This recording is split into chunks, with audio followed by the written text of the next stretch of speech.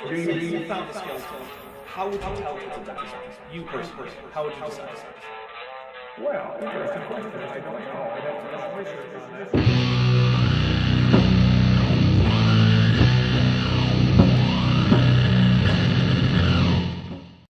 Hey everybody, welcome to Dapper Reacts, where I am giving the intro because Kip is still not even ready. He doesn't even have the chat window, but I'm unmuting him. I don't even have the chat window open yet. It's your, and look, hey, we've already got the one Dapper's a professional because I had my stream timer on before, or sorry, in front of the video. So here's a drink, and I am drinking a Laura Palmer as devised by Vishanti. There is roughly equal parts Lapsang Souchong tea and limoncello, and then there is a cherry garnish that sank to the bottom, and then there is a float of espresso, and it's wrapped in plastic, just like Laura Palmer. Miss her so much. There we go. And I'm here, of course, with both Kip and Vishanti. So we'll start with Kip. Kip, how you doing?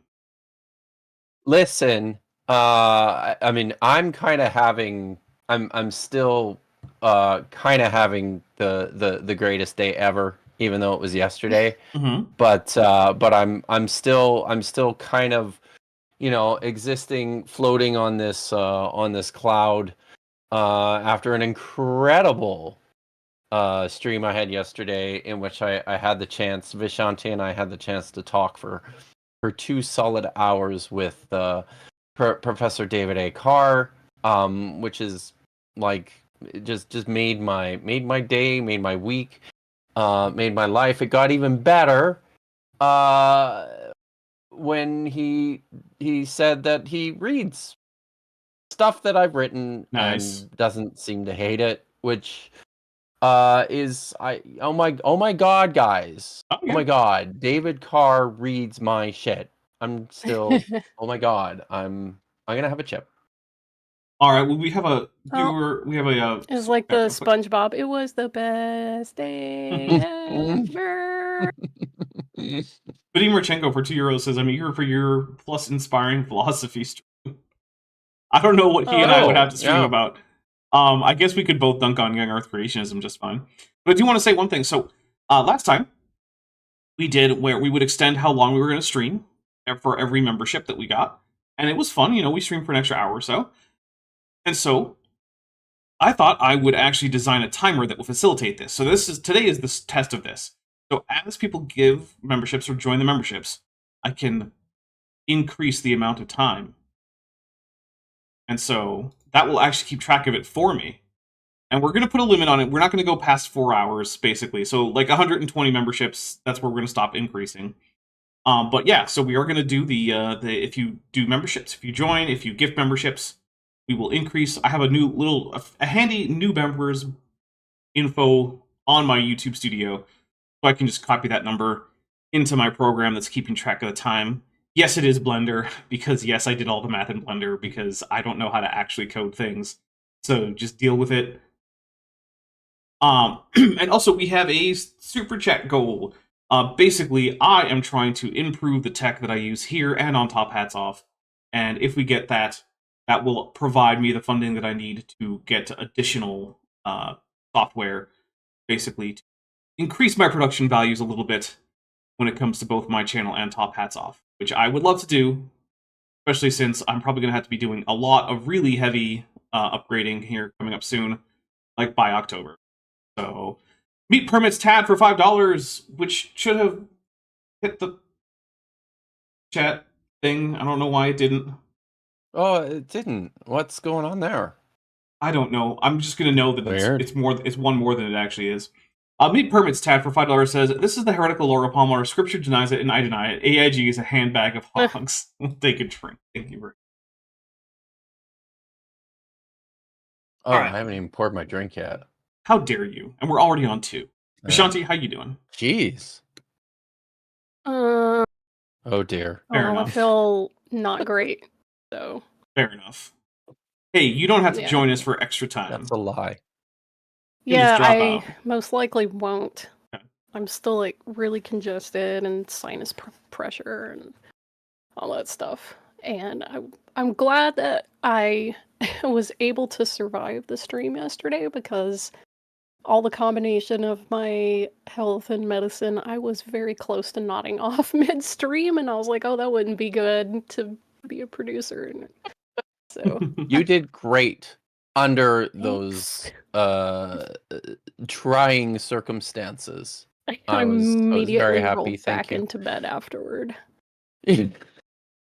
I took the dogs for a walk and I came home and I made dinner, but seriously, as soon as I was sitting down with my food, I was like done.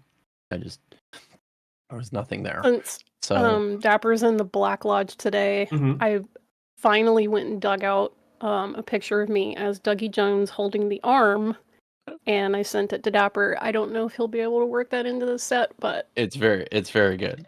It's very funny because that was a really good. It's from 2017 when the Twin Peaks: The Return aired, and this one also did. It was a very fun thing because so many people cosplayed from Twin Peaks that year, and we all just kind of found each other, and it was really, really fun. I expect there's probably going to be some David Lynch cosplay going on at Dragon Con this year, so I might bring Dougie Jones back actually. All right, so thank you, Mark Rose and Fearmonger, for wishing me well. You can probably hear it in my voice that I'm congested. Before I forget, Todd Hartman sent me a fountain pen off my wish list, and I'm very, very pleased. So for all of you fountain pen enjoyers out there, you know the feeling of like the smooth nib on paper. That's such a good feel. And to whomever sent me the espresso machine, it didn't come with a note, so whoever that mysterious benefactor is, thank you very much. It's currently sitting on my kitchen table until such time as I can adequately unpack it and clean it and take it for a spin. Nice. Also, Metageeky Platypus Warlock for $5 says, Blender is programming, so says this PhD in the company science. In compy sciencisms. Mothra agrees. And then AIG is a bag of dicks backwards, so we'll take a drink for that. And then also, Kent Sarcopterian Helicopterian Halstead for $4.99 said, "Behold, Dapper, the power of quote miner," and then sends in Japanese, "Go, go, go, go." We'll take a drink. So the goal is the green super chats, right? Yeah, green plus. Yeah, only one of the 3 has been registered. So yeah, we'll have to keep an eye on that. So we're missing 2. Yeah. I don't know what the deal is there. That's some nonsense. But by the way, so Vadim, I called you Redim. Vadim asked, I'm drinking a naughty blonde ale. You probably can't see that very well because of the lighting. Oh. But from my local brewery, the Old Yale Brewing Company, here in sunny, beautiful Chilliwack. And I don't usually go for blondes, but more of a redhead guy or a brunette. I don't know. It's I guess it just depends. But it feels right. It's a sunny, warm day today. I have the window open actually, so this feels right, guys. I feel almost like I could use a lime wedge. Oh yeah, that would make it actually like perfect. All right. You have Well, to know how to make. Maybe I'll. You have to know how to make those things taste good, and a lime would be absolutely top. Well, Maybe I'll get a lime wedge at the break. let's do a quick recap. Um, Last time we were here, Bodie was talking about ancestor worship, and for some reason, he thinks that this is something that humans just can't come up with on their own more than like once or twice the whole world over. Like the idea that like how cool would it be if like maybe your dead loved ones were still around and you could still talk to them? You didn't have to just like completely let go of that connection. That apparently is something that humans can't come up with on their own. They have to like get it from someone. And so you're still in that chapter. I still don't think it's a very long chapter, and we are well past the halfway point of this book. We're into like the last third of it. In fact, we might even be close to the last quarter of it. So, but because Vishanti's not feeling super well, I think what we'll do is we'll start with me, then we'll go to Kip, giving Vishanti some time to relax. Do you want to read today, Vish? I mean, I can read a little bit. Yeah, we'll get read a little bit. Vadim Marchenko for €2 says, "Think Vish's avatar the Dougie Jones cosplay pic." I just happen to be drinking coffee and I almost choked on it. Thanks, Vadim. I don't even think I have it handy. No, it's in our niche market chat. How long ago was it though? Yeah. No, like Literally, a few minutes like ago. a couple minutes ago. Oh yeah, it's right there, dude. All right, hold on. I can make this happen. Yay! All right. Hooray. So while you're doing that, hi Zumi and Fearmonger. He also seems to think any form of reverence for deceased loved ones constitutes ancestor worship. Yeah, there's that too, which is super weird, man. Super weird. So I'll tell you what, I will get that change in Avatar going. So give me a second. Reading. Yeah, in that case, we'll change the directionality of reading. So Kit, why don't you start, and then we'll start going up instead of going down the list. Or if Dapper's still working on it, then I'll read for a little. It won't take that long. Did ancestor worship transfer between nations? Is it possible that one nation began practicing ancestor worship and it spread to other nations? I mean, right from the get-go here, right? I'm quite sure that Bodhi's got this idea of what nations were in antiquity that is probably pretty modern, which prompts this question in the first place, and it's wrong. But anyways, this too is possible. For example, if one nation, like Greece, first developed ancestor worship in rebellion against God, through trade, wars, and education, such practices could transfer globally over time. Globalism is bad, y'all. Yes, that's what I'm getting. It's very bad. So is education. And trade. Yeah. So, Vadim is right on. He says, aren't nation states a thing from the 18th century? Yeah, those are very much like an innovation of the Enlightenment.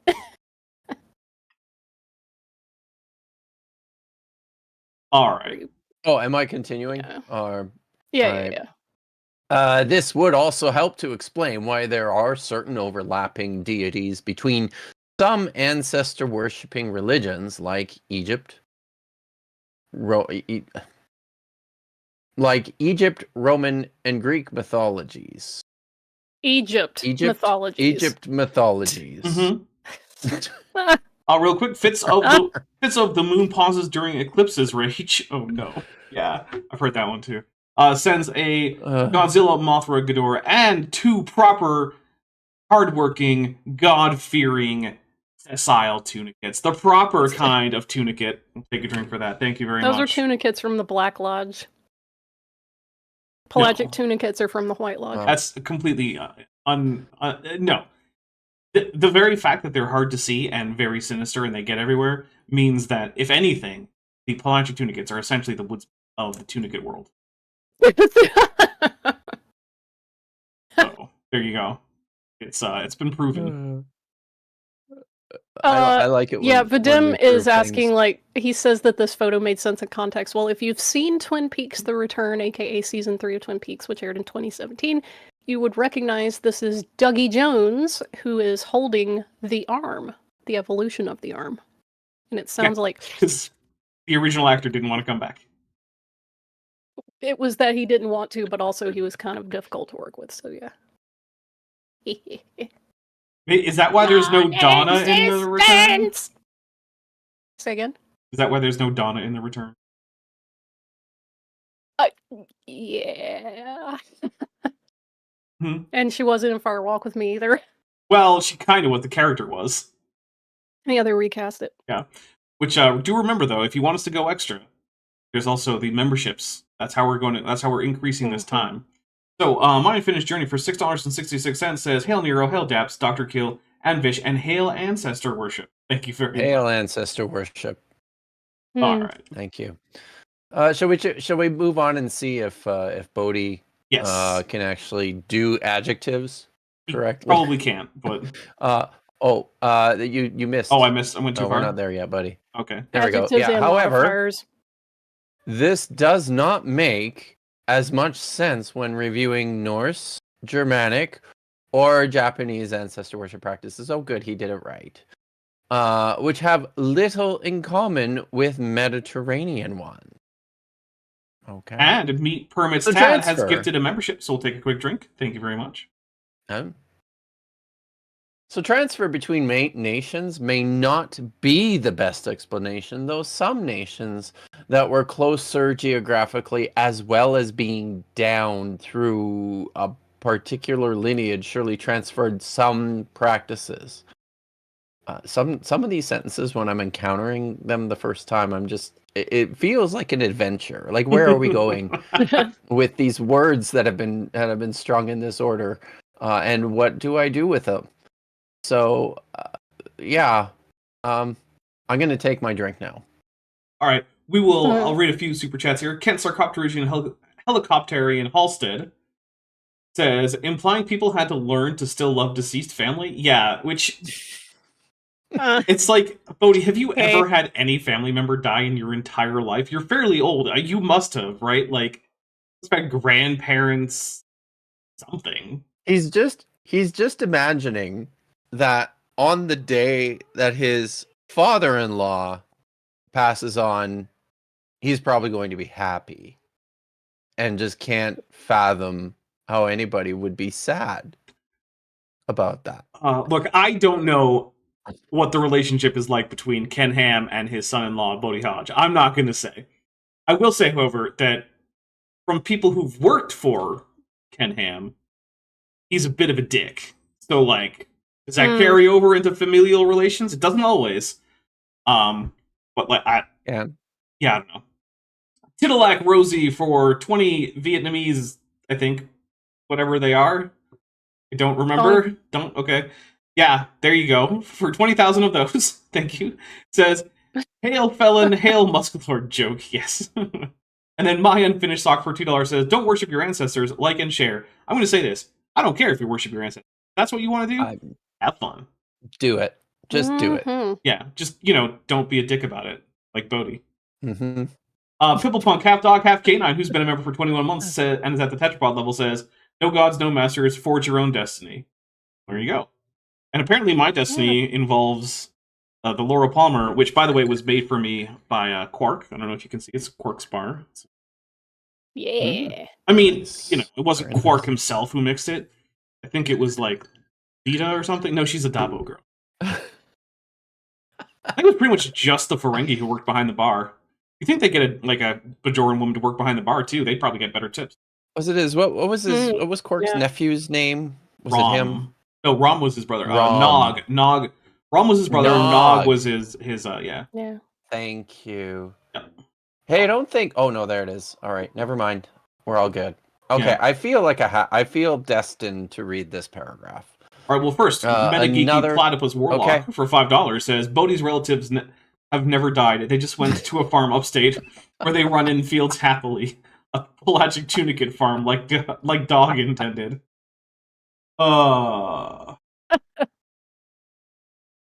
Oh, that was Amazing. awesome. Amazing. Thank you for that. Right.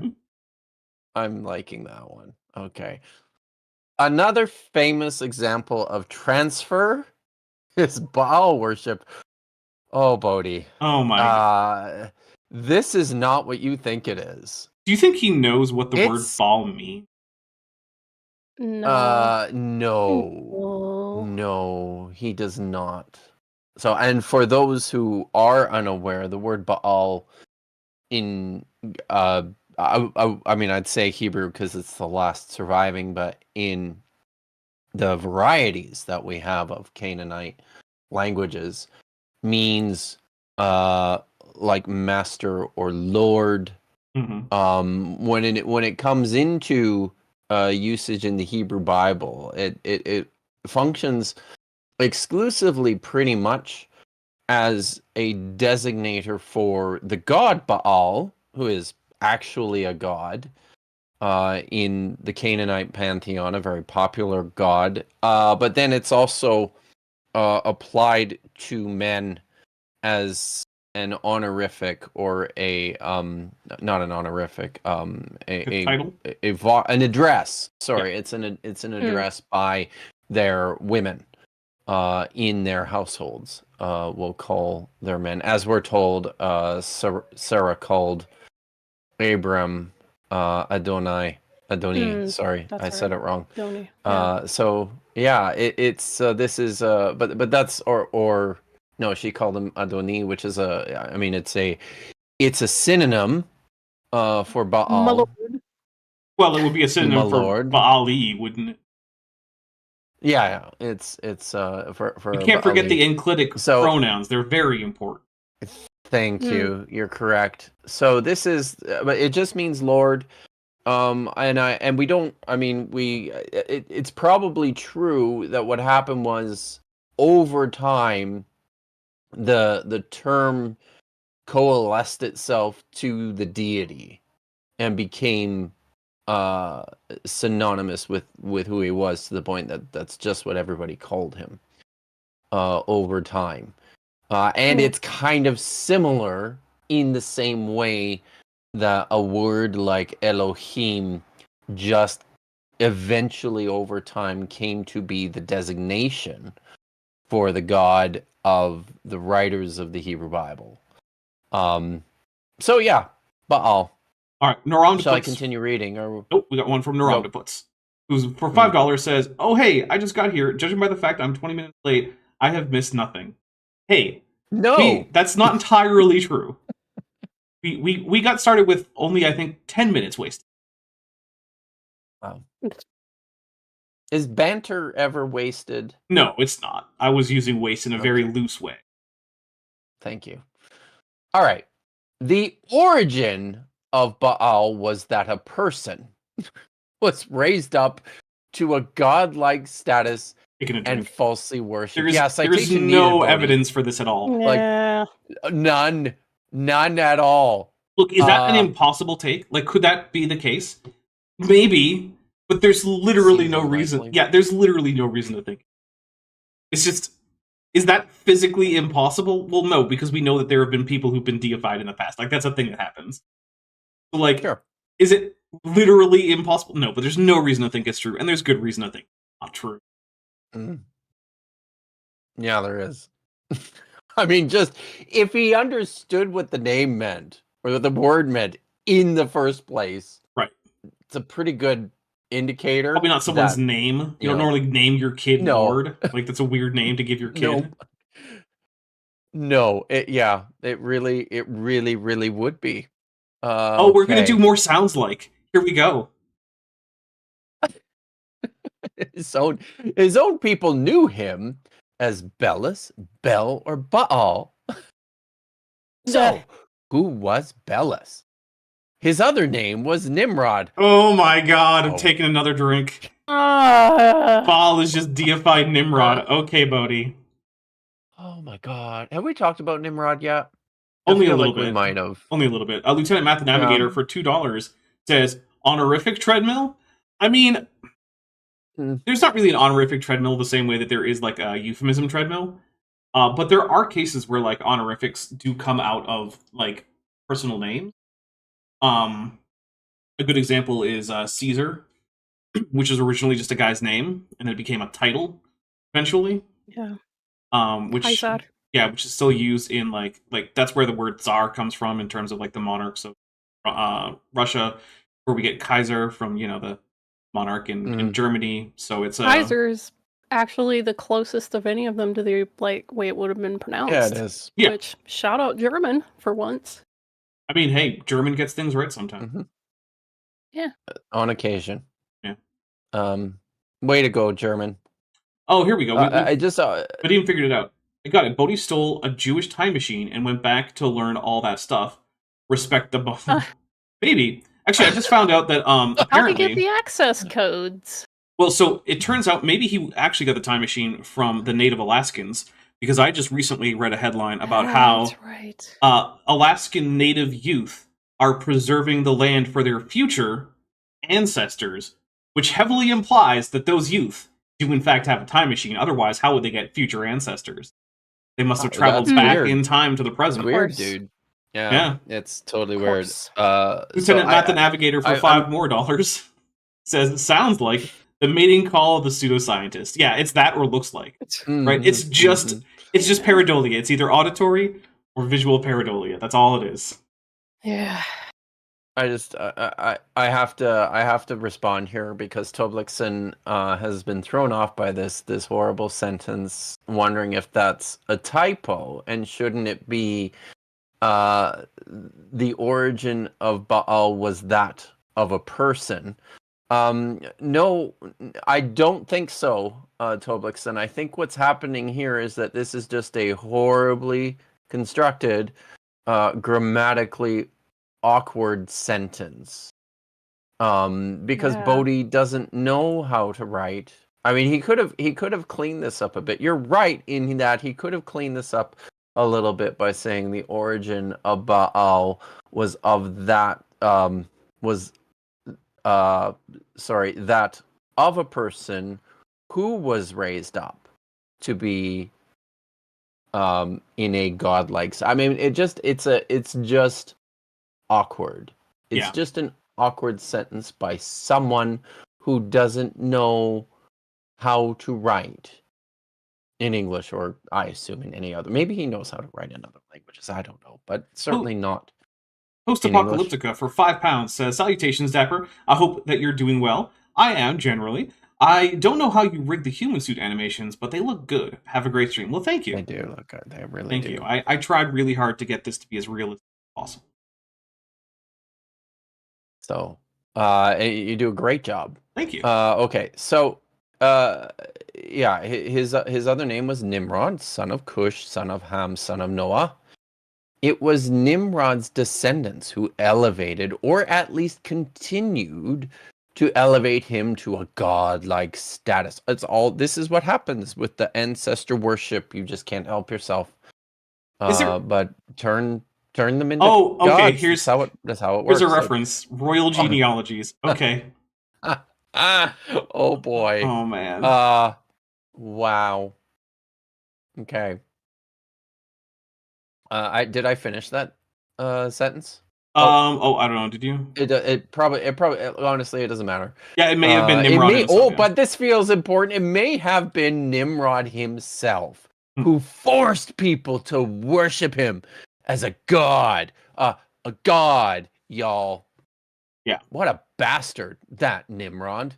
I mean, that would actually be not too unusual for a monarch in the ancient, Bronze Age period. Sure.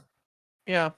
It could happen, but people, I don't know, people were pretty, there probably wasn't a ton of resistance either. It's like, okay, sure. Yeah. That tracks. I'll burn incense to Caesar. In some, there likely was transference of some pagan deities, but they were not gods at all. Pay no attention to the man behind the curtain. They were still people who were worshipped as gods. It's weird that he's not going with the more historical Christian take that they were just demons. They were real supernatural powers. And they really had, influence over the world, but they were just well, I mean, that's a Christian position that comes out of like ideas about, you know, the relationship between the gods that are floating around in the first century, just broadly, not just in Christianity. I mean, I need to make a meme from this. Carry forth.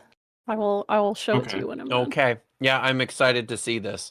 They were still people worshipped as gods. I read that. But again, he can't stress this enough, very readers. important. This does not explain why cultures all over had ancestor worship, but not all of them had Baal or the same deities. The scare quotes are really getting cultures.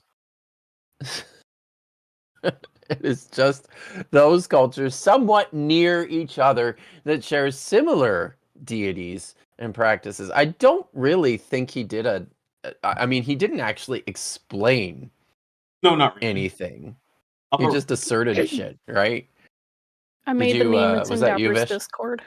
Lieutenant Math the Navigator for $5 says this citation is for second pulled out of my Ashians 6'9".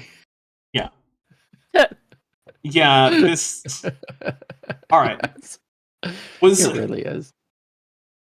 Okay. All right. This sure is a heading for me. What? Okay. I'm gonna compose myself. I got this. Give me a second. Okay. It's easier. Is it easier with inside or outside the human suit to compose? It's probably a little harder. It's because it's itchy, right? Yeah, it's. Was ancestor worship due to demigods or aliens? We all want to know. Okay. A common belief among many pagans and some Jews just before the time of Christ was that demigods existed.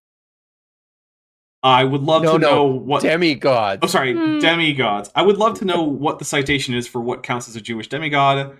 I don't know. For $5, Jennifer Silves. I'm not positive. Please let me know. Wasn't Dan defeated by iron chariots, thus demonstrating that God is a djinn, since djinn are weakened by iron? Probably a Dr. Kilgore. I don't know if that demonstrates that. That's the Fae as well. They're repelled by iron. Yeah, maybe Adonai is actually just, like an elf. I like this theory. Yeah. Or it could just be that, he was technologically inferior. He hadn't unlocked the full forge tech tree yet. He was going down all this whole pottery and scribal tradition tech tree. Then someone showed up and was like, "Hey man, you can put tech points into military tech too." And I was like, "Wait, what?" Oh no! In this case, this is just a game of civilization. Good thing Gandhi hadn't shown up yet to nuke everyone into oblivion. You know about the Gandhi nuking things, right? No, I don't. So in the first game, Civilization by Sid Meier, each civilization has one of their famous leaders from history as their quote unquote leader. And for India, it's Gandhi.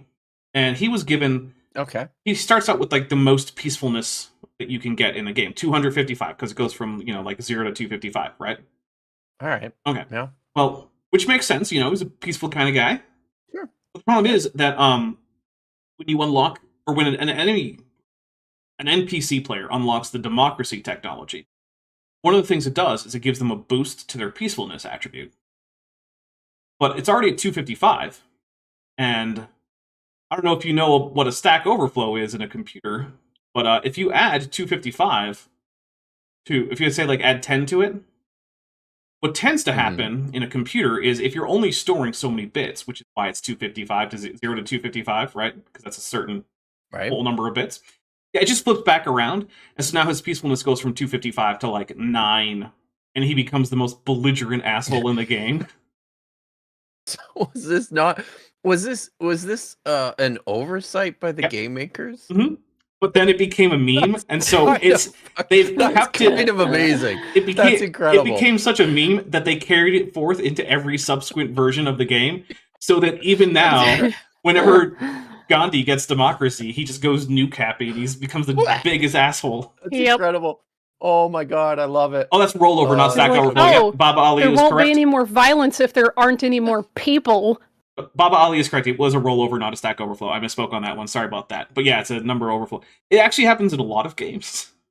There's a number of games where if the amount of money you have goes too far negative, it'll just roll back over into positive numbers.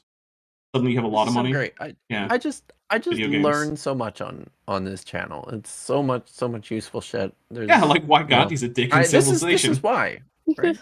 Yeah, this is why I love stalking on other channels because I learn shit and it's fun. Mm-hmm.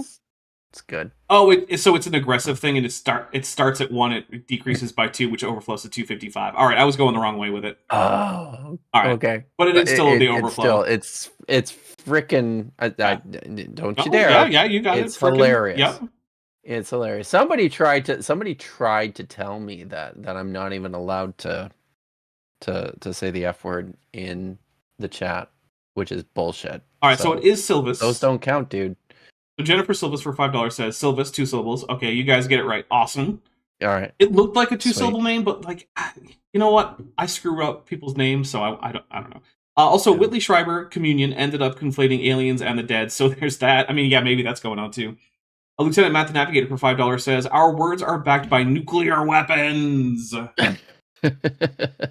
Awesome. Which, by the way, I think is actually we are well on pace to getting the super chat goal, so that would be much appreciated. Yeah, because there's only so much I can do with open source software.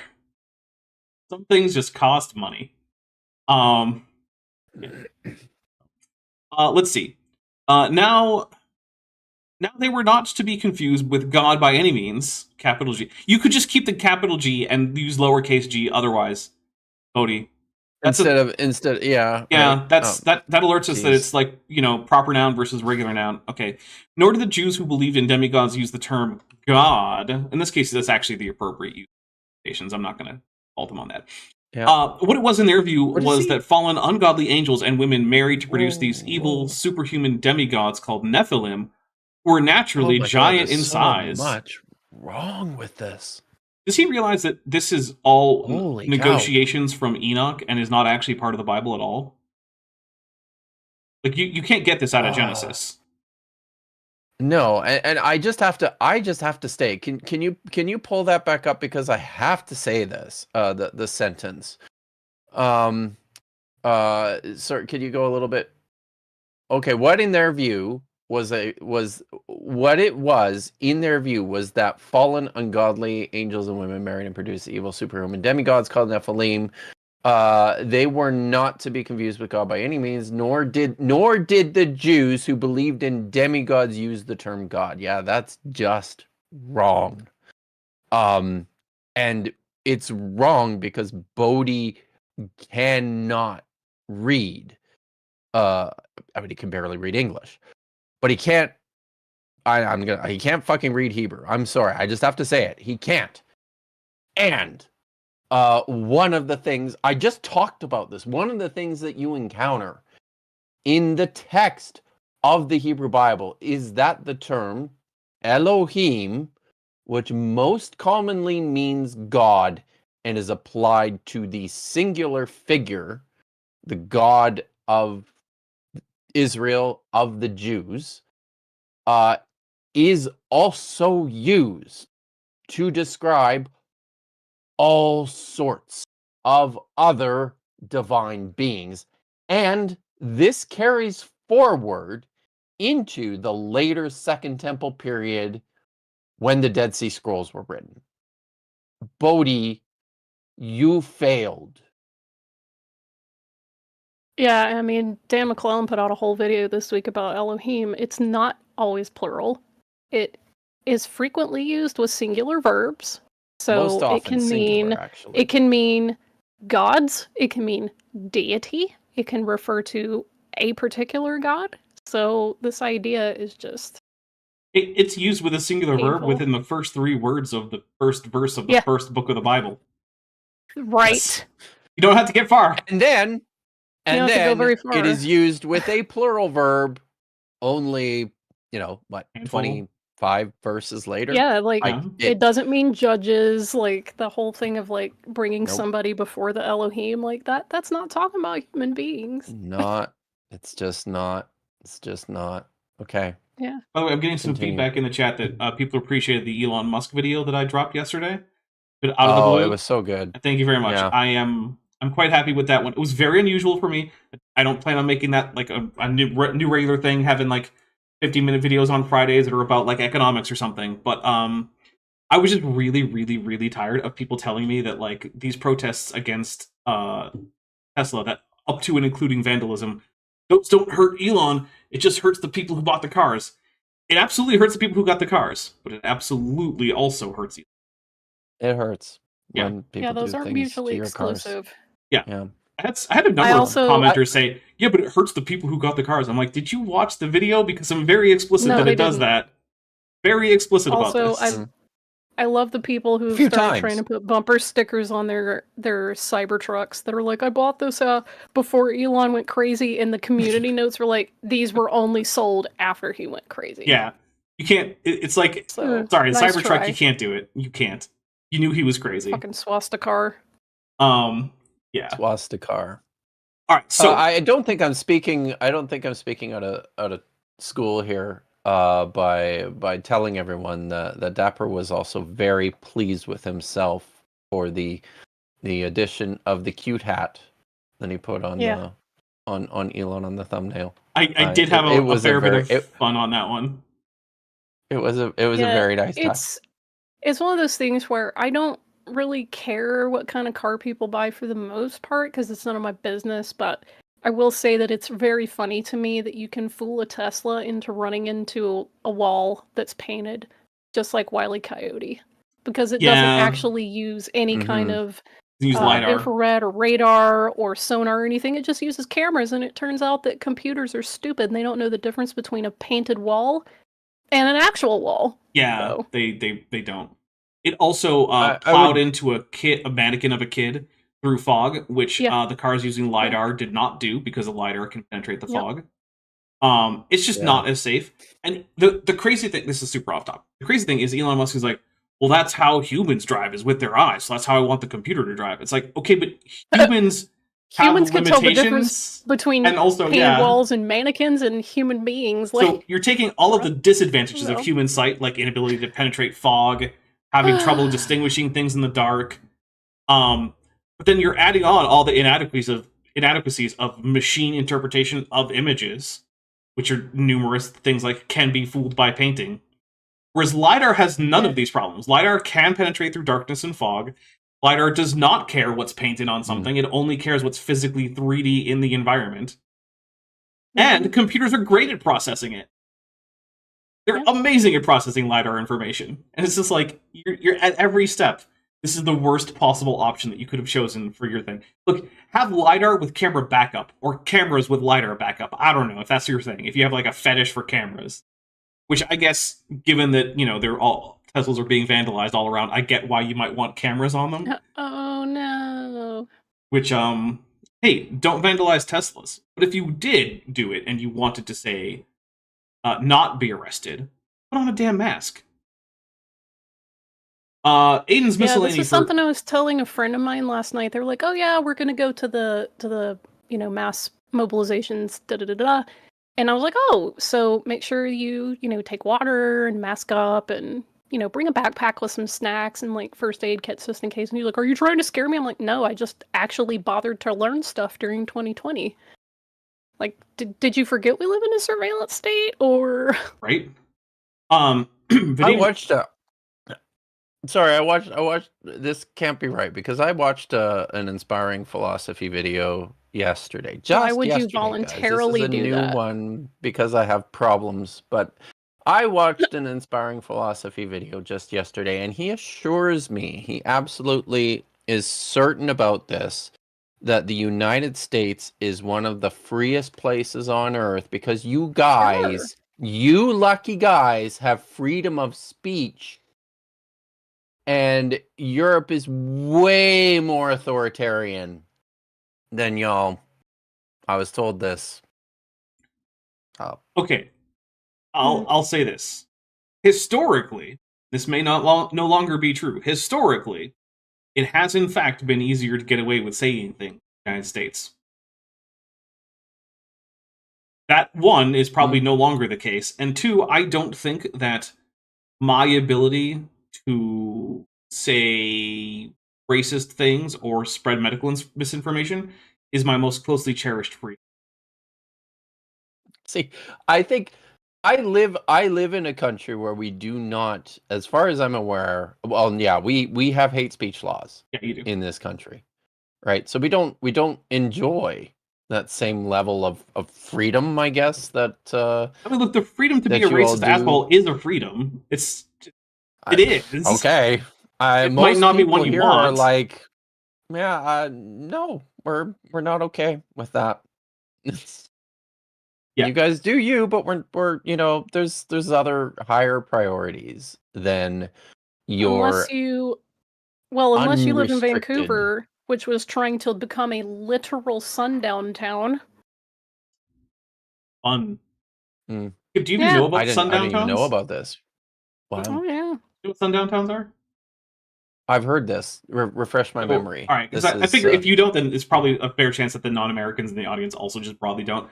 So sundown towns were a phenomenon that were most common, like during Reconstruction and during the civil rights era with segregation and whatnot. The idea was that if you were African American, you weren't allowed in the town after sunset. Right. You could travel through for business. You could just travel through. If there was if a lot of places that were like segregated restaurants, you could, as a black person, order food and pick it up in the back of the restaurant. So you might still, if you were traveling through, stop at a diner that you had to go to the back for. But once the sun was set, if you were found in the town, it was going to be bad for you. And it might be bad in extrajudicial manners that might never be investigated. Wait, Vish, are you talking about your Vancouver or my Vancouver? No, your Vancouver. What? They called it a sunset town. Yeah. Really? Yeah. No. Yeah, because a lot of people don't know this, but technically, the state of Oregon has a whole sundown town as a state. It's in their constitution. Yeah, but what does that have to do with my Vancouver? Good question. Oh, I was just dropping trivia. That has nothing to do with the Vancouver in Canada. No, I was just saying that while we're on the topic of sundown towns, trivia about Oregon. But that's your Vancouver, isn't it? That's not my Vancouver. That's the U.S. Vancouver. That's in Washington, not Oregon. Yes, thank you. No. Yeah, but it's not Canada. Let me reiterate this. Let me just say this again for the cheap seats. While we were on the topic of sundown towns broadly, trivia, the state of Oregon... Mm-hmm. That was where I was going. I wasn't referring to Vancouver of any kind. Keep up, y'all. I feel like you said the word Vancouver. I'm slow. You did. I'm pretty sure. A whole state of Oregon. Okay. Pillpunk, half dog, half canine for $2 says, it's almost like he's not actually smart, referring to Musk. Yeah. Aiden's Miscellany for $10 says, nobody mentioned it, but how's the swear jar? I think Kip needs another one after that. Actually, I don't think Kip has used a single swear yet. And then Jennifer Silvis. No, I definitely haven't. No, I didn't. If I say you haven't, then just agree. Jennifer Silvis for $2 says, your phone is a cop, don't bring cops with you. Yeah. There is that. Also, hey... Genesis was saying, Vish, they asked if you were talking about Vancouver, you said yes. The initial topic was Vancouver, Canada, to which I was saying yes, not the Washington one. Then I segued into, while we're talking about sundown towns. That's where I was going with that. All right. Sorry. My bad. Yeah, so here's another thing. If you see someone who might have the outline, say, of a Kevlar vest under their t-shirt, or has, a fade haircut at your protest, fair chance that guy's a cop. Maybe avoid that guy. Maybe don't let him feel welcome there. Obviously, if it's a cop, don't attack that person. But you could say, I don't know, shout in that guy's face. Make sure everyone knows he's a cop. There's ways to find them, and it's the outline of their tack vest underneath a t-shirt. What I just pointed out. And the outline of cuffs in their back pocket. and their boots, Yeah, and their the boots. fact that they're probably wearing some sort of colored armband They to might tell the also- other cops who they are. Like, I this also is have an easy. earpiece. Earpiece is another You guys are dead giveaway. Yeah. You guys are just basking in the freedoms down there, aren't you? Oh yeah, we are yeah. super much. free. Now we have the freedom Yep, big time freedom. to not have due process before rendition to a Salvadoran torture camp. That's a fun one. Right. My favorite response is very like, good. yeah, but citizens shouldn't have due process. Here's the problem, buddy. If one group of people don't have free due process, all someone needs to do is remove your due process and say that you're part of that group, and then you don't get to prove that you're not, because those people don't have due process. That's the thing. If you're like, oh, citizens shouldn't get due process. Okay, so if you're arrested by ICE, how do you prove you're a citizen? There's no way, because all of the ways that you're going to propose count as due process. If you're like, I would show my birth certificate. You don't have due process. You don't have that option. I would show my DD-214 is one I heard. You don't have that option. That's due process. My driver's license. Also part of due process. Literally anything you would do to avoid this situation is part of due process, and if people who are in any group don't get it, and you've been declared to be in that group, even wrongly, you don't either. Due process is an all or nothing thing. Like, there's a lot of times where people are like, oh, if one person isn't free, then no one is free. That's only kind of true. Like, it's a nice solidarity saying, but it's not actually true, right? Like, there are people who are more free while you're less free, and they are absolutely more free than you are. But when it comes to due process, it really is true. If one person doesn't have due process, then it's not guaranteed to anyone. Ever. At any point. Scoop23 for $5 says, don't worry, Vishanti, I follow what you were saying. Thank you. Some people do.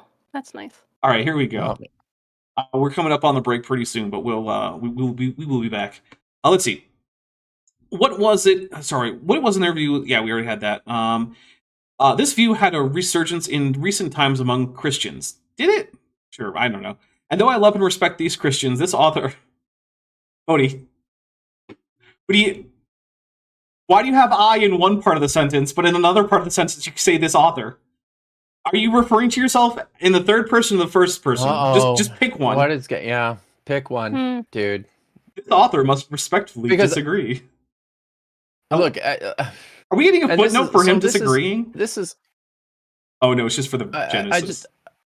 I just have to say, and this is one of the reasons why. But I stopped writing in the third person a long time ago, and because it gets hard, to maintain this veneer of what's supposed to be like a self-deprecation, right? It's like an academic politeness, but it's dumb, and most people are getting away from doing this because we all know who you're talking about. We all know what you're doing. So just use the first person. Use the first person. Just use the first person. It's fine. You can do that. I prefer it when I'm reading text. What I most prefer, though, is that you not switch back and forth. No, God, yes, please. Don't do that. Pick the first person, but if you're gonna do the third person at all, be consistent with it. Do it all the time. Yeah. It is important to note that Answers in Genesis does not take an official ministry position in the debate over who or what the Nephilim were, outside the rejection of the now oft-repeated alien view. Oh, good. So good. AIG is not sure. Conspiracies, but we're not that deep. Okay. This Jewish thought was likely due to. Sorry, before you continue, Dapper, I just have to say, so you guys missed it, but I actually did an impromptu late night stream on Saturday, and I probably had way too much to drink, which might explain how I ended up in a Saturday night late night live stream in the first place. Wasn't the only reason. There was undue pressure from some people in the community who got bullied. Yeah, there's a lot of peer pressure.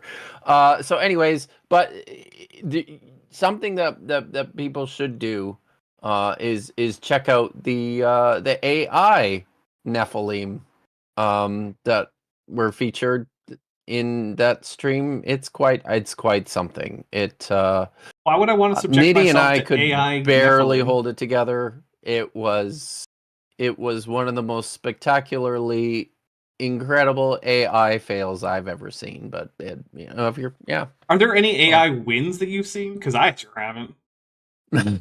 Actually, you know what? Let me change that. I actually did see that someone had decided that the Trump tariff policy was so completely incoherent and bonkers and just beyond stupid that maybe a good explanation for it was that it had been created by AI. So they tried to get some. You can tell because it's arranged by like domain name. Well, they tried to get some AIs to reproduce something that was this incoherent, and they couldn't. All of the AI-built trade policies for tariffs for the United States all made more sense than whatever it was that Trump was doing. And then my next favorite thing was when someone found out that all of the rate was, every single rate was the same. It was either 10% if this would otherwise be lower, or it was just net trade, like net things sold to the United States, so imports from that country to the United States, divided by how much the United States was selling that country. That was it. And so then the White House is like, no, we actually use this complex formula. And it's like, okay, this complex formula has like 4 extra terms. That all cancel out. Which means all you're left with is indeed just net exports and net imports to and from said country. So I'm glad that they spent time with these numbers that cancel out in the end, but that still means that the actual equation is just exports divided by imports. It's like literally it was created by like an LLM, because you can tell that like they were arranged by like the domain name, which is how you got tariffs on places where literally nobody lives. Actually, like islands. My favorite tariff though is on the British Indian Ocean territories, which contains one settlement, which is a U.S. military base that's also jointly run by the UK called Diego Garcia. Yeah, so U.S. troops. You better stop importing so much from the United States. What are you doing out there on your military base? Importing American goods to American military members on an American military base. How dare you? You should start growing all that stuff locally. All the soldiers can become farmers. You know what sucks is the problem with being on 2 different social media websites is that when I like or post something and I keep the fact in my brain, because I cannot remember which of the 2 websites I found it on, it becomes almost impossible to track down when someone's like, source? Yeah. Love that for me. Lieutenant Matt the Navigator for $5 says, what do you mean? Bodie writes clear as granite. It's true, he does. Alright, so we're not going to likely get through this paragraph before we go on break, so we're just going to go on break right now. And remember, if you want us to stay on later, which you don't have to, but if you do want us to, every single membership, either whether you get it yourself or whether you gift them, adds to our stream time. Let me demonstrate. So if you say got 50 memberships, this 104 would go like this. 154. See that? It just goes up every time you gift a membership or buy yourself a membership. All right, we're going to take a quick break. I will be back, and I assume everyone else, you'll be back too. Even Vishanti. I promise I will be back. All right. We'll be back in just a bit, everybody. Enjoy the musical stylings of Beethoven, unless I've left it on with the Star Trek intermission, in which case, enjoy Star Trek sounds and awesome. My cool little map of the ship.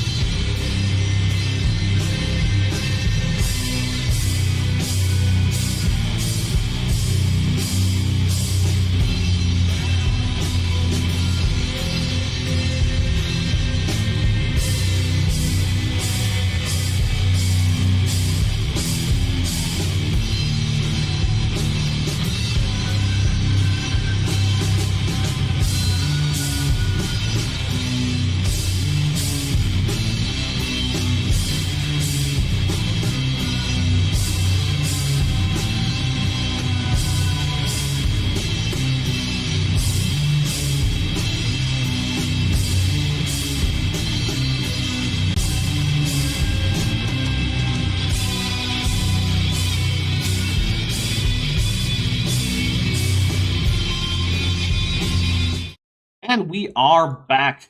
Thank you for sticking with me, everybody. Which it looks like everybody did. Really do appreciate that. So, Yay. look, this channel is almost entirely directly supported through you guys, whether it be through joining the Patreon, whether it be chats, memberships, any of that stuff. So if you are currently not supporting the channel, but you like the work that I do and you can afford to, I would ask that you consider maybe joining the channel memberships or joining the Patreon. Membership, there's just a button right below this. Patreon, you can just, there's a link in the description. Also, Kip and Vishanti should have their channels linked in the description. They also have Patreons. And also, both myself and Vishanti and Benthoven have Amazon wishlists if you want to get us a little support. That's how I was able to make the Laura Palmer, because I didn't actually have an espresso machine until Joshua Geese got it for me from my wish list. So today has been brought to you by both Vishanti and Joshua Geese. So wait, in equal measure. You each got an espresso, and I almost said it. Uh-oh. You each got an espresso machine. Yes, I don't know if it was from the same person. Wow. But well done, chat. Yeah, no, it was great. Well done. It is great, actually. And then Lieutenant Matt the Navigator has just gifted 5 Dapper Dinosaur membership, which gives us 5 more minutes on the clock and also gives us 5 more drinks to take. So thank you very much. So, yeah, if that's something you can afford to do and it interests you, please go for it. I'll take my 5 drinks here. 1, 2, 3, 4, and 5. And then Jake insert clever Dapper inside joke here. Nelson for $5 says, way off topic. Vishanti, thoughts on Eric Schmelly from NOFX? I never listened to NoFX, so I don't Oh, was really that have any. NoFX? Sorry. Yeah, I don't really have any thoughts. That particular punk style wasn't really my thing, so sorry. All right. All right, I hate this sentence already. This Jewish thought was likely due to Jews. Look, you don't need to repeat Here the we word. are, Jews, thinking Jewishly. Yeah, Okay. If it's a Jewish thought, we already know it was had by Jewish people, right? And if you say that a thought was had by Jews, we know it was done by Jewish people. You don't have to... Anyway, this Jewish thought was likely due to Jews having been influenced by pagan cultures. Yeah, Bodie, really? They can't come up with their own stuff. Likely. How? Who knows? Because he disagrees with it. Here's the thing. If there's anything from the 1st century or before that Bodie agrees with, then that's the Jews coming up with stuff in a godly manner, or at least in a non-pagan manner. But if there's anything he doesn't agree with that Jews were doing before the 1st century, then that must be influence from pagan cultures, obviously. Because, I mean, how else would the Jews come up with anything that he doesn't agree with? Because he actually agrees with God. That's what you're missing. Look, so this is... I see so much stupid shit on YouTube. Yeah. I love YouTube, but my God, there is so much stupid shit. And I mean, some of that's kind of fun. Yeah. But listen, YouTube people, I can only do so much. One of the reasons Dr. Josh and I reached out to Professor David Carr to have him on my channel to talk about source theories of the Pentateuch and the formation of the Hebrew Bible is because there is so much stupid shit out there, and there's so much misinformation that continues to get propagated by bad faith actors, many of whom are Christian apologists like Bodie, and the frustration festers because so many people just refuse to go and talk to actual scholars, actual experts in the field, and go, hey, tell me about this. Yeah, right? but Kip, if they ask scholars, the scholars won't uphold their theology, so why would they do that? Yeah. Nor will you the don't scholars confirm give their them theology. dogma You must not be over filled with the data. Spirit, and you're just an agent of the devil and all that stuff. No. And if it's not No. Christian apologists, then they'll be disappointed that you won't tell them about aliens, because everyone likes ancient aliens. Yes, right. Yep, it's true. It's true, but it's exhausting. Yeah. You guys. Lieutenant Sorry, Matt the I'm Navigator for $5 says, is there any formula that can correlate this flop with how far Bodie was dropped onto his head as a child? So I think it's going to probably have like some kind of like geometric relationship. Like it starts out and like the height doesn't have a whole lot of increase, but then after a certain point, it just starts going like the slope just. So yeah, there's probably going to be some kind of geometric thing. I was dropped on my head as a child. That explains a lot. I buy it. And then Joshua Geese for $5 says, for the tech. Thank you very much. Yeah, so my next big tech thing is probably going to be something. So I do a fair bit of work that involves generating landscapes and that kind of thing.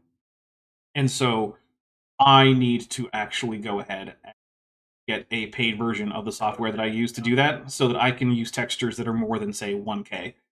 Because it is starting to get obvious that it's not really sufficient for all the applications I need it for. So yeah, this will be a big help in that if we can get that goal, which we're currently at 19, so we need 11 more. It says 17, but that's because it missed like with them, or we might actually be at 20. So like yeah. Matej Milesevich, I hope I pronounced that right, says in the chat, what does Flavius Josephus, first century Jewish historian, author of The Antiquity of the Jews, say on pagan influences on thinking Jewishly? It's a very good question, and hopefully maybe Bodie knows. I'm hoping Flavius Josephus, first century Jewish historian, is actually in the chat today and can let us know. Yeah, that would be handy. Yeah. That would be handy. All right. And this was their response. Recall how often they fell into practicing Baal worship, who, as pointed out above, was Belus or otherwise Nimrod. Jeez, taking another trick on that one. That was dumb. God damn it. Oh my god. Also, hey, Bodie, have you ever considered that maybe it was less that they were falling into worship of other gods, and it was more that the idea of the henotheistic worship of Yahweh was actually a project started by urban elites in Jerusalem, including the royal, family, in order to further centralize their power, and that they were actually making changes to the previous non-henotheistic religion of the Israelite kingdoms. That's not a consideration that he's going to ever have. That's not a consideration. No. Okay. It was extremely common for nations to adopt the beliefs of the conquering nations or people assimilating with them. I mean, okay, yeah, that's fair. After Judah and Israel were conquered by nations like Assyria, Babylon, Persia, and Greece, their paganism, with the kingdoms, I suppose. Boy. Started to permeate the culture. But again, I mean, this is one of these cases, right, where Bodie is, he's right there, right? Like he's so close. Yeah. But oh my God, Bodie, this is not what you think it is. It's so not. It's not r/self-aware wolves.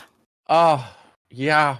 Well, the problem is that he takes the narrative as presented in the Masoretic text, as translated into his favorite translation, more or less as is, at face value. There's never any consideration that maybe the text might reflect the interests of a certain class of people and not reflect the actual literal events on the ground at the time of the narrative. That's just not something he can, which is weird because that's how ancient literature just kind of functions in general. It was all composed by members of certain classes, and it was generally always in favor of those people and their agenda. And the idea of just recording a factual history of what literally occurred on the ground and nothing else is a very modern idea. We don't find that in the past very much. One manner of reflection. That's a weird phrase. One manner of reflection. There is the Greek translation. Oh my goodness, I hate this sentence already. One manner of reflection, there is the Greek translation of the Hebrew scriptures done about 200 to 250 BC. It should be 250 to 200 BC. Done about 200. Bodie, the smaller, when it's BC, the smaller number goes first because that's the older date. Oh. Lieutenant Matt the Navigator for $2 says, "What is your name?" And then for $2 says, "What is your quest?" And then I'm not sure what the next one's going to be. But my name is Dapper, and my quest is to try not to die from Bodie. Because it's all right. Which in two codices? What? Wait, what? In two codices? What? Which codices? And Lieutenant Matt the Navigator says, "What is your favorite color?" And that is a harder one to answer, actually. Blue. No, I mean green. What does he mean? What codices? So a codex, the codices plural, is a physical book, right? Like you can pick it up. What codices of the Septuagint is he referring to that's different here, or whatever?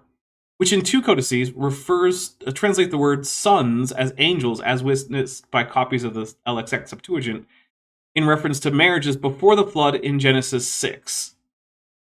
Okay, this is now I want is there this author what are we talking? This author prefers not to get into details of these particular points as it pertains to areas that answer. Oh no, that's not it. That was a different footnote, right? No, because are we looking at it's 4? 4 is the one that, because 2 is just Bodie Hodge follows it. Yeah, this makes no sense at all. Where okay, go back. 3 and 4, but 3 is just the text of Genesis 6 too. 4. That's just the text of Genesis 6 too, right? Yeah. Okay. So he's saying that in Genesis 6:2, right? Some manuscripts, I suppose. Yeah, but he's not going to tell us which ones. The word "bene" as angels, as witnessed by copies of the Septuagint. So, Bodie, 2 codices as witnessed by copies of the Septuagint. This makes no sense at all. In reference to marriages before the flood. The only thing 6. I can think that he's trying to say is there are 2 manuscripts which might come in the form of codices, which, okay, sure, whatever, of the Septuagint that make this claim or make this translation, and he's not going to tell us which 2 manuscripts they are. And then, as witnessed by copies of the Septuagint, why does he say 2 codices as witnessed by copies of the Septuagint? The only thing I can think of is that he just means that these are the codices? The 2 codices, but what? I don't know. Why not just say I don't know. 2 Septuagint manuscripts translate the word son? Yeah, he doesn't know how to do that. He doesn't know those words. Lieutenant Matt the Navigator for $2 says, "What is the capital of Assyria?" To which I respond, I think it's Nineveh. It depends on the time.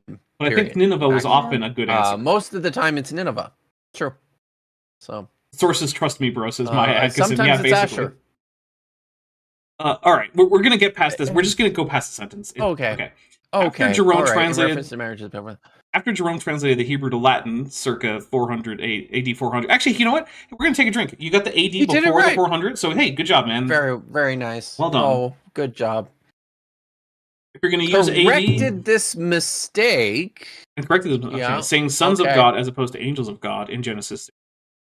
Sorry, 6:2. The 3 is the superscript. There we go. I can't with this. Few Christians held to the fallen angel view until recent times when a resurgence of some Judaistic... That is not a word. Is Judaistic a word? Judaistic is not a word. Oh my God, no. What? I mean, you... That's not a word. What?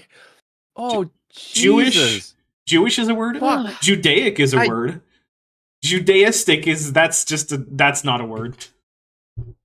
A resurgence of some Judaistic traditions, such as this happening... Judaistic traditions such as this happened among some Christians. Bodie, what do you do? What are you doing? But didn't he just finish telling us?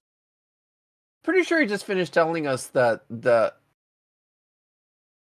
Oh, maybe I was wrong. But anyways, Also, never mind that. Do you think that Bodie knows that there are Christian traditions which maintain the use of the Septuagint as more or less their default Old Testament, and who have no, like, the Vulgate just doesn't enter into the discourse in this Christian group?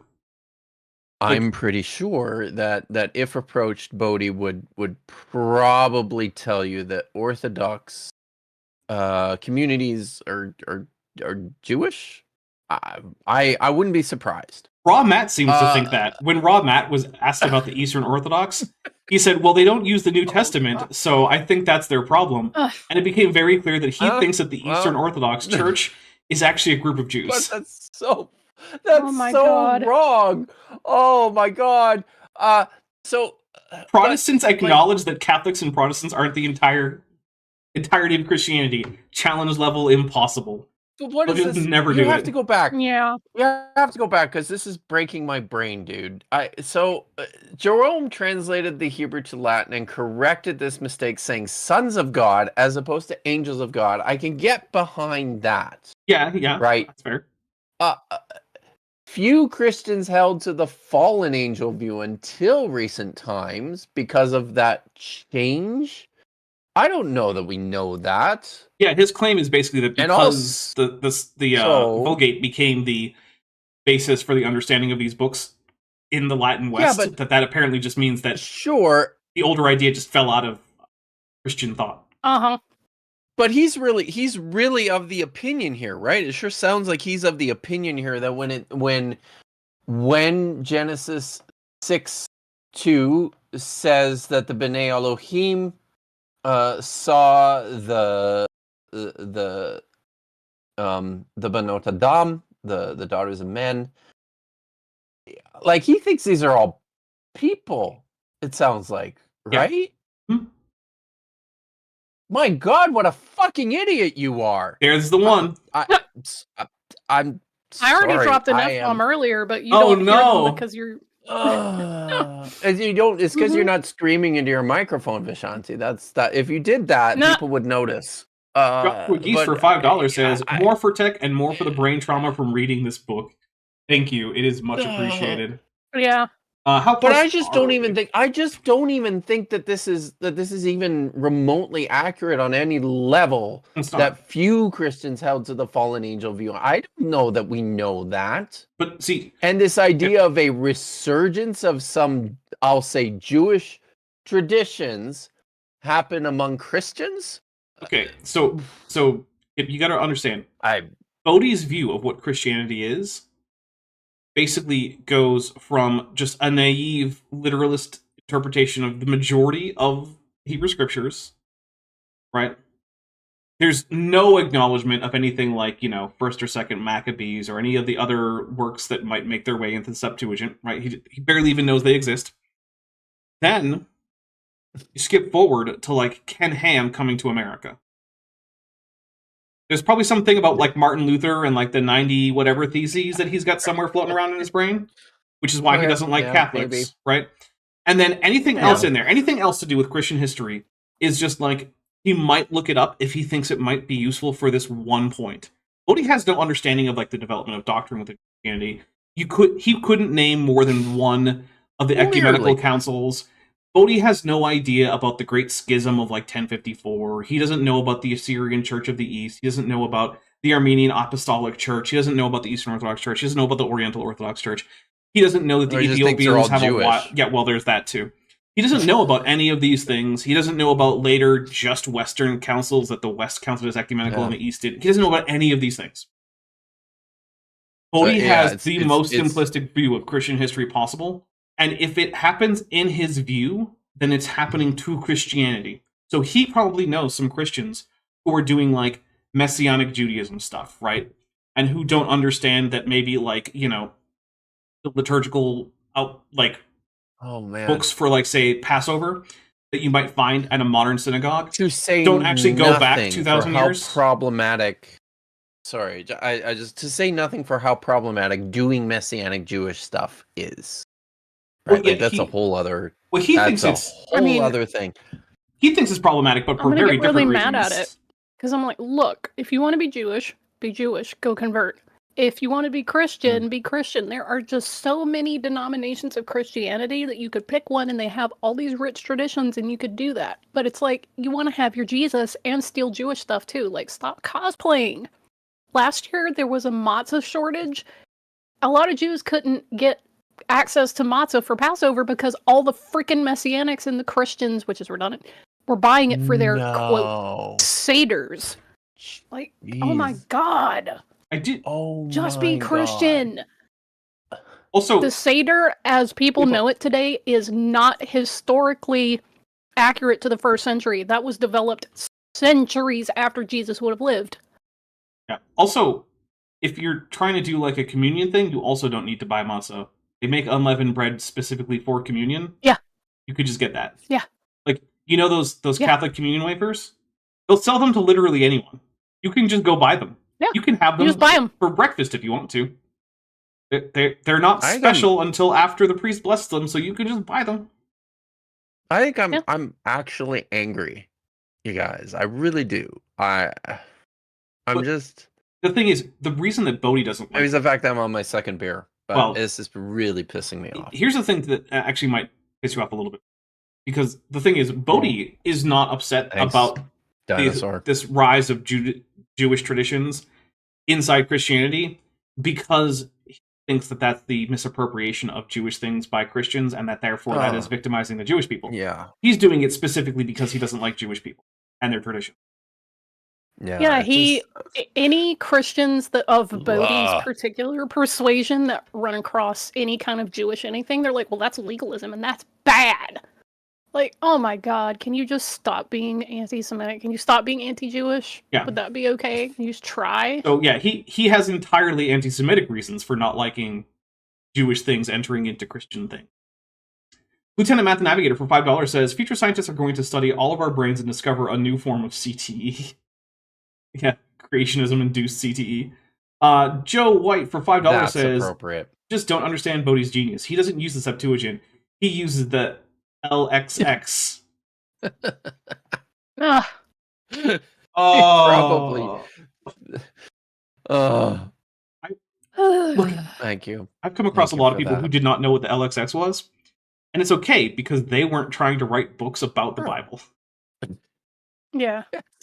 Yeah, it's okay to not know things, but it's not if you're trying to write a book on stuff that's related to that. Yeah. It's exactly like why I make fun of Kent Hovind for not knowing what a dinosaur is. But I would not make fun of most people, because most people aren't going around calling themselves Dr. Dino and calling themselves an expert on dinosaurs while not knowing what the hell a dinosaur is in the first place. Alright. Sons of God was always referred to the godly in Scripture. Okay, so you think that it was godly people that were marrying ungodly women that we're going with? That's just not true. Well, yeah, I guess I'm just trying to figure out what he's going for. And outside of a poetic use of sons of God in Job 38 as angels. So there's okay, right. That's just a poetic use. Don't worry about it, guys. It's a poetic. It's not. Oh my God. What? Is he Joe? Did he? So wait a minute, because now I have to, because the term is used in Job 1 and 2. In prosaic text, what's going on to my? I don't know, but there were just balloons. That wasn't me. Betty Geeky Platypus Warlock for $5 says, Bodhi, I'll try not being queer if you try not being anti-Semitic, okay? Okay, show me on the doll where Josephus told you about history. And the thing is, Bodhi doesn't actually think of himself as anti. Thank you so much, chat, for helping me to laugh my way through this, because this is so bad. Like in Job 1 and 2, there are instances in the prosaic narrative that feature the sons of God coming before Yahweh. Right. In the divine council. And in the divine council, and Satan comes as well. Right. Does Bodhi what the I'm not going to say it. What the hell does he think is going on in that text. He, Like, I don't know. I think maybe he thinks that it's maybe like the righteous dead or something, and that therefore it's still referring to humans, but like dead ones maybe because they're in like the abode of God. Maybe that's me making that up. Like, I don't actually know that. This. Yeah, the problem is This that the use of sons of God in Job completely defeats his entire argument, so he's just got to work around. And he doesn't even, but this is the thing too, he doesn't even provide. Oh, hold on, he does go on. Yeah. What does this say here? Well, Job 1 and 2 mention it, but commentators have disputed if this was men or angels. Bullshit, dude! There is no one anywhere who disputes this. This is bullshit. We have a few super chats. Sorry, Olivia I'm Williams for $6.99 Canadian or $6.99 Beaver Bucks says this reminds me of the Kansas Communion waffle debacle last week with the black mass. With there's a Ghidorah in there. Wait, there was a communion waffle debacle. I need to know more about this. Oh, so here's a fun thing. You know, in non-Protestant groups that have like ideas about like the real presence of Jesus and communion and whatnot, whether it be through transubstantiation or some other theological thing, a big concern for them is having the bread part of communion not leave behind crumbs. That's why like the Catholic communion wafers are basically just flour and water and salt, which is basically like no fat tortilla. Because when you break it, it doesn't actually leave crumbs. Also why the bread in Eastern churches, which usually use leavened bread, gets put into the wine, and the crumbs are wiped from the plate that the blessing is done on into the wine, and then after the distribution of the elements to everyone, the last thing that happens to all of it is that the priest drinks the entire whatever's remaining. Again, it's because you don't want crumbs anywhere, because those are supposed to contain the real presence of God. And so it's another one of those, just, I don't know why I thought of it. It's just a little trivia thing that's a big concern in a lot of Christian groups is no crumbs. No Jesus crumbs. Not okay. Thank you for the distraction. You're welcome. All right. Pillpunk, half dog, half canine for $2 says, citing your own book. Source, trust me, bro. That's, okay. That's not entirely accurate, because if you are an actual scholar who does actual real scholarship, and you're one of the only people working in your field, referring to your own previous work is fine, as long as that work is itself solid. So, like, but when it comes to Bodie, where, yeah, none of this is solid, then yes, it is just trust me, bro. And the source is me saying trust me, bro, earlier. Linguistics is just fancy animal sounds geek, which is technically true. For €2, says, for the chat goal and because there was no Bilbo. It's true, we did not have a Bilbo. Oh. Robert Madewell, who's been a member for 47 months and is at the annual level, says, the Kansas Satanist was sued because her claim of a consecrated host. Okay. He said it was consecrated. He said he consecrated it himself by waving his hands over it. Who would have standing to sue in that case? Like, if you stole it from a church, then yeah, okay, that would be good. That would be like good grounds for suing, or just criminal charges. That's so weird. Hey, don't steal things from churches. I'm just gonna put that out there. Don't do it. You shouldn't steal things from anyone. Yeah. Unless that church is the Vatican and you're taking the menorah back. Okay, there you go. If the church is holding onto your property... The only exception. All right, yeah. Look, if the church is holding onto your property because they stole it first, I don't care if you steal it back. But if that's not what's going on... Like, if, say, Vishanti went and stole the menorah back, it would not be okay if she also, like, took, like, the Pieta or something, like, with a dump truck or something. That would not also be okay. Just the menorah, Vish. That's it. Just that. Other temple implements are okay, I would say you shouldn't steal things in general. But there is one exception to this, and it's if you are a parent or a grandparent, and it's one day of the year, it's 100% absolutely fine to steal your kid's Halloween candy on Halloween. Yeah, and that's it. Like, it's especially okay. the Kit Kats and the Reese's. Do that. That is yep. That is it. All right. Meat permits. That's my parenting advice for the day. Meat Permit Stat for $5 says, I'm getting ready to leave after 3 weeks of dog sitting. Can I get a buy Siggy from you guys for Nutcases who has made my life better recently? Bye, Siggy! I hope I pronounced your name right. Siggy. Josh McGee's for $5 says, for the F-bomb fund, thank you. Jester for $5 says, then Dapper flies off the bridge because his favorite color is teal super chats. Second sending because Google robbed us, thank you.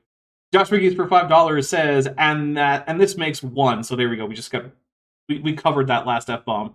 Jake insert clever Dapper inside joke here. Nelson for $5 says, another 5 for the swear jar. Kit needs it. Lieutenant Math Navigator for $5 says, Bodie built his previous let me start over. Bodie built his previous work was built on a foundation of swamp. It burned down, fell over, and sank into the swamp. But Bodie never had huge tracts of land. Finally, after almost half an hour, I found the thing I was looking for. So earlier in the stream, when we were talking about the tariffs, and I said something about them being sorted by domain, and nobody believed me, I went and found the post. Okay. And I linked it in the chat. Nice. So the post is, also note that the tariffs are not broken down by country, they're broken down by top-level internet domain. That's why the islands that are populated entirely by penguins, the .hm domain, and why the Diego Garcia military base, .io, are listed. Also why Reunion.re and Gibraltar.gi are listed separately from France and the UK, even though those are like provinces of their... So they 100% used an LLM to generate the list, and it didn't catch the mistakes. They're all dumb as rocks. I hate this so. There you go. This is so crazy. This world. Yeah. I also love that it was so obvious that when Trump held up that poster board, that this was the first time he was seeing any of these. Mm-hmm. Like, this wasn't something he thought about. He just had this wild idea and had some staffer whip something up in like a day. That Grasslands Enthusiast for $7.99 dues says, too early here for clever words, but let's hit that chat goal. Also, Nat and I were recently playing some Satisfactory, because Nat just recently got it, and it was a lot of fun. And I like helping people with their first playthrough of Satisfactory. It's always fun. I don't spoil everything, but there's a lot of stuff that the game isn't great at telling you, like what the world grid is, or like reasonably efficient ways to set up like biomass power and stuff. The game's just kind of like, we'll figure that out. Like, will you though? And I've seen people like their first playthrough go through the entire playthrough without ever realizing that, you know, you could arrange things with 90-degree angles and like orderliness if you put them on foundations. And they just play the entire first playthrough of their game, just plunking things down right on the ground. And it's just a weird spaghetti monster. It's like, oh no. So, yeah. Oh, there's Mothra. We got a drink for Mothra. Thank you, Mothra, for helping out. By the way, we have hit the goal, because the goal has been robbed from us because of Google not counting several Or one over. Yeah, we were at least one over. It might be 2 over, but either way, we met it. So thank you very much. I will, in fact, be able to afford getting some extra software. And we also have 6 Dapper Dinosaur memberships, which we are coming up on that, the timer running out. Once the timer hits 0, no additional super chats will count. Not super chats, memberships will count. But until it hits 0, you can keep forcing us to stay longer. All right. Sons of God always refer to the godly in Scripture. And outside of a poetic use of sons of God, okay. Typically meant godly men. Job and 1 and 2 mention it, but commentators, yeah, okay. One should be careful about using poetic language to interpret literal history. Really, it should be the other way around. So, Bodie, the only reason you think it's not literal is because it interferes with your theology. That's it. That is literally the only reason that you think that this is poetic and we shouldn't interpret it literally. Mm-hmm. Because you already decided what the Bible, what that part of Job and the Bible as a whole is allowed to mean and isn't allowed to mean. Because it has to agree with your theology. And your theology didn't goddamn come out of Job. It came out of a long-standing Protestant tradition that itself uses extra-biblical exegetical methods that were developed before we even had modern techniques for doing things like critical analysis.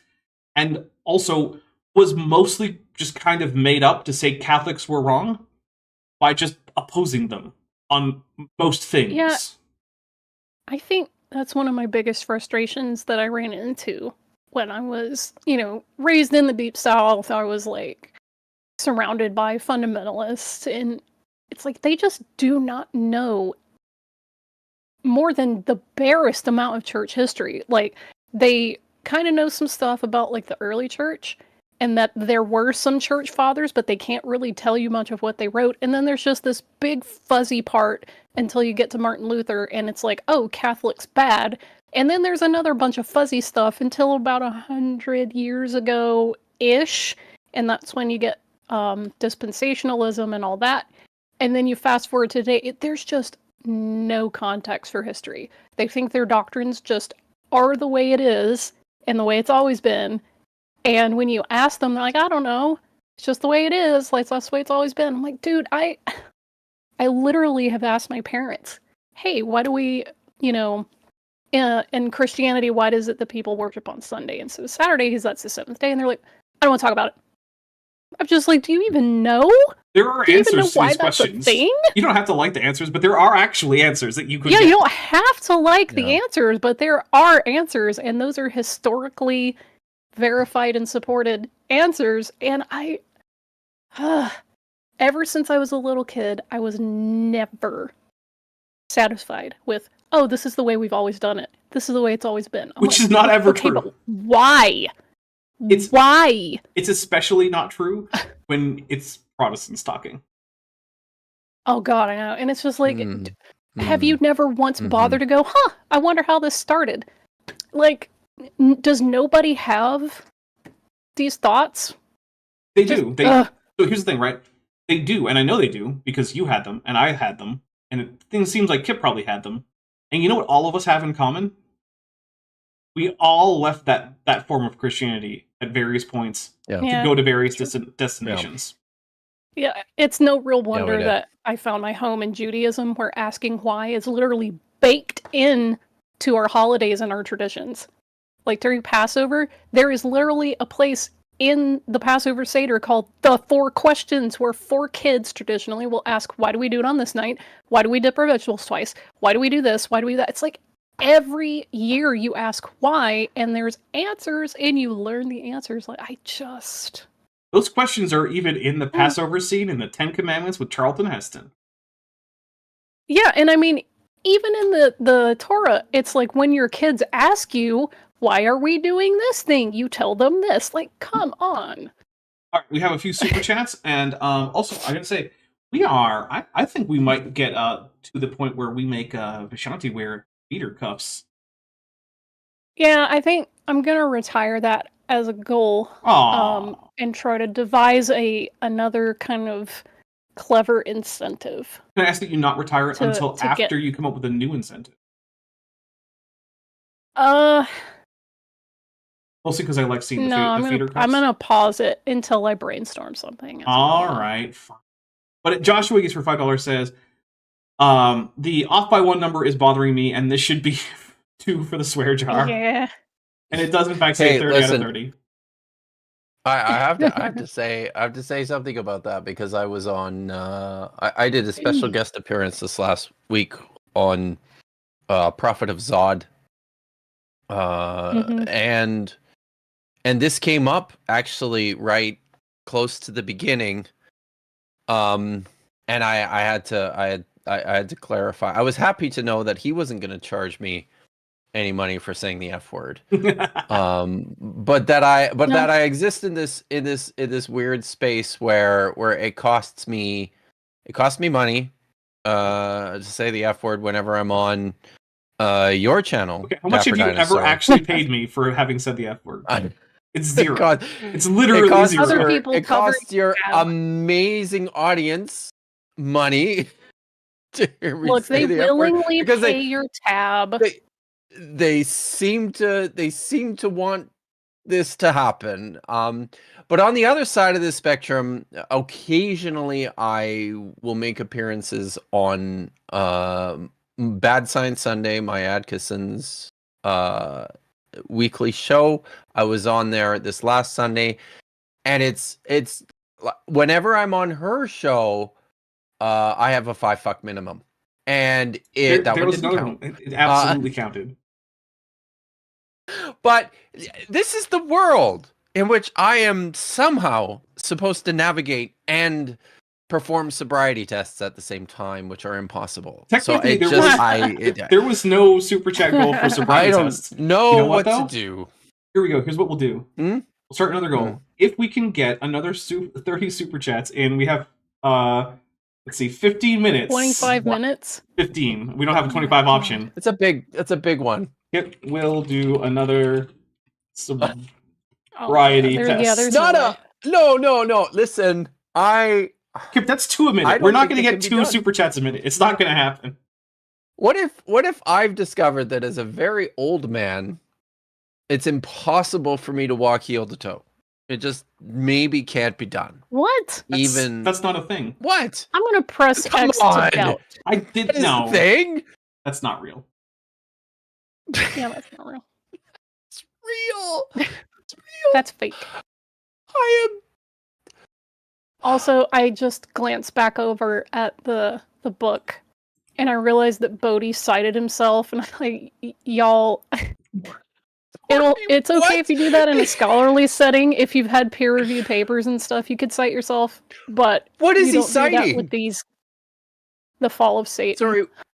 Oh, okay. It's not letting me do another super chat goal. It's always erroring out, so you're safe. God. The fall of Satan. All right. So he wrote another book called The Fall of Satan. Yeah. Oh my God. Outside of Christ, who is the only begotten Son of God, the first recorded person with the title Son of God was Adam, Luke 3:38. Okay? So it's a title now. It wasn't just an indication that he didn't have any human ancestors. It's a title. Yeah. It's Jesus. Second best of Bob for £2 says, this is a start with a close eyes squinty emoji. Thank you very much. I call it the XD emoji because that's basically it is basically the Yeah. Roar XD. And then, let's see. Juliana Delicato, a prominent Jewish historian who's been a member for 18 months and is at the tetrapod level, says, a grande truha de joysticks de carne AIG. Okay, I will I think this is Portuguese. A grande trucha de joysticks. I'll take a drink. AIG. I apologize. I haven't practiced my Portuguese. I've literally never practiced Portuguese. The closest I've ever come was trying to read through the Portuguese portions of Gabriela Haynes' thesis for her PhD in paleontology. And I did not know how to pronounce any of it, but knowing some Spanish and some French, I was able to understand what it was talking about. Disculpe. Was it good? It was fine. I have no real complaints about it. I have no notes. She was identifying beetles by their wing covers in some Brazilian fossil-bearing formation.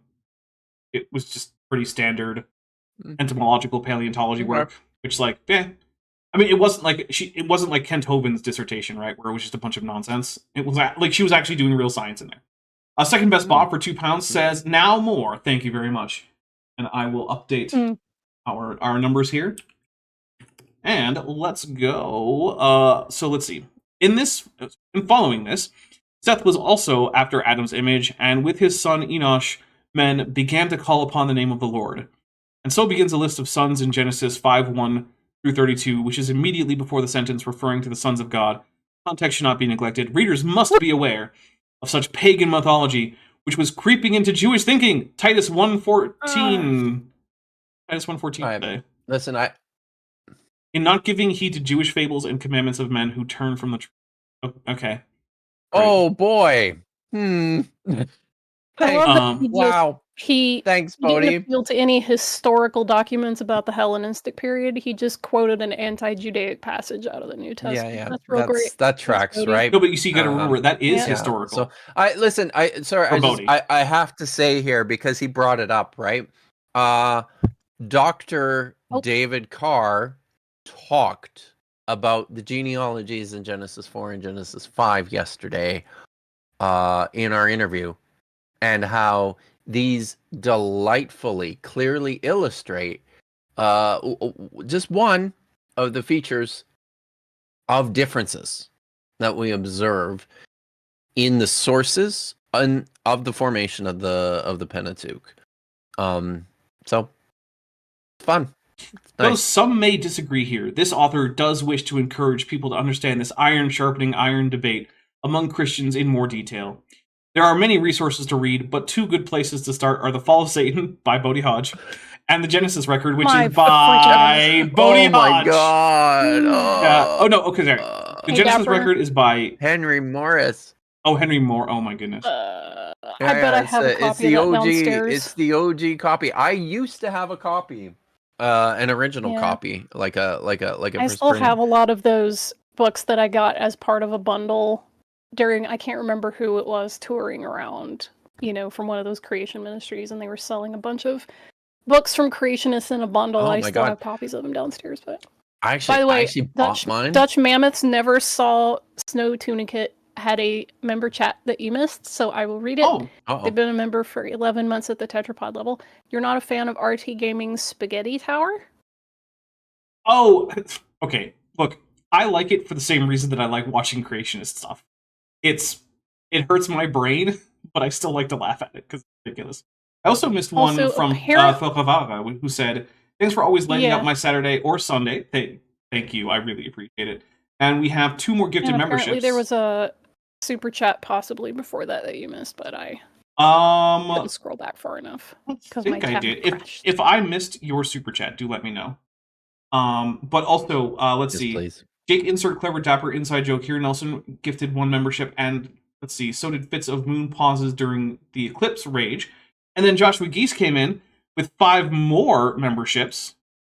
So let's add those in, and that means that we have to drink 7 times. Here we go. 1. I will do it. 2. I will do it 9 times.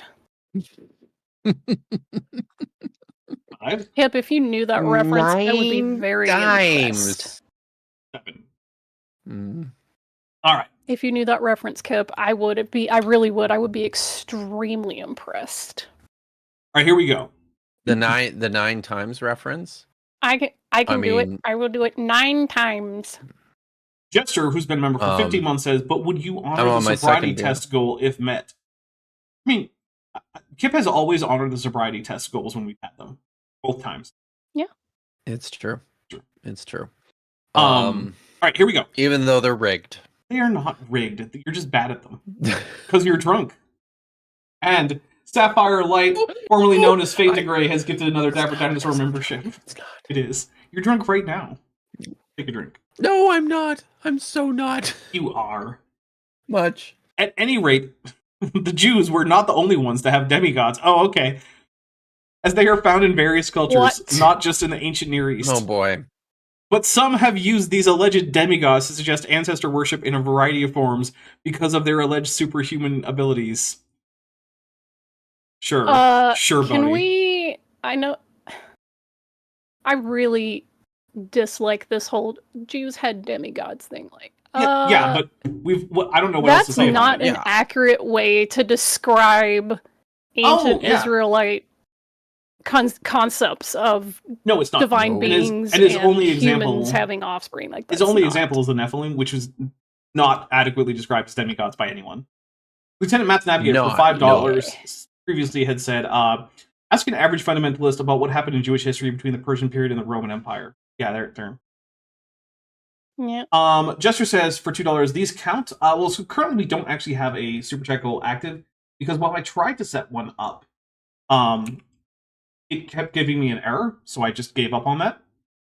So they certainly count for the super chat for the fancy avatar goal for getting bent free pizza if we get that high.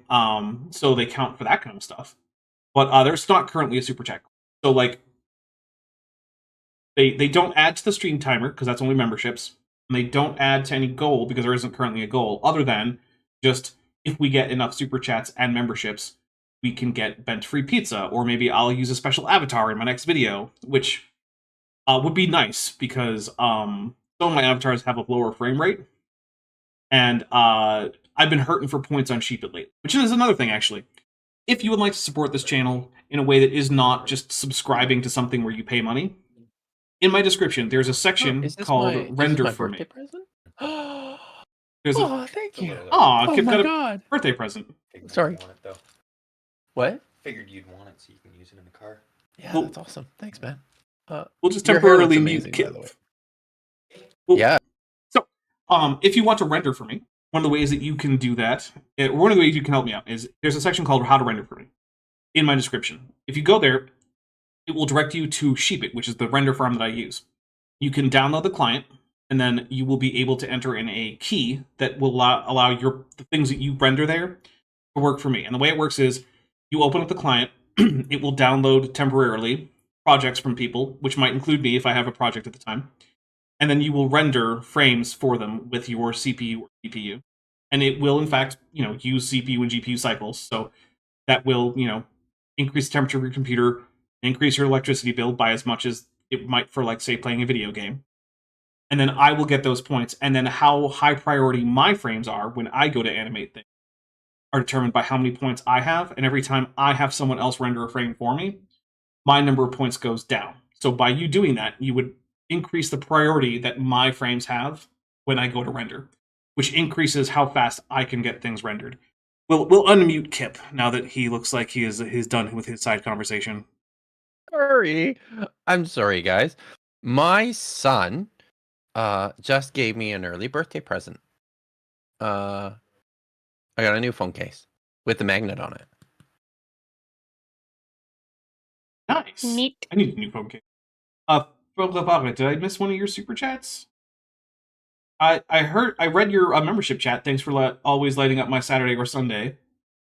Was there another one that you sent that I missed? Only thing from you that I'm seeing for quite a while. So, hope I didn't miss another one. All right. Let's see. But some may have, okay. However, these are simply mythological aspects tagged to a real person. Bodie, what makes you think that these demigod stories are about real people? Like, what makes you think there's a historical person that goes along with, like, Heracles? Why? Why do you think that? Well, obviously, if it's not in the Bible, those are the fake stories. But he thinks that they're fake stories about a real person.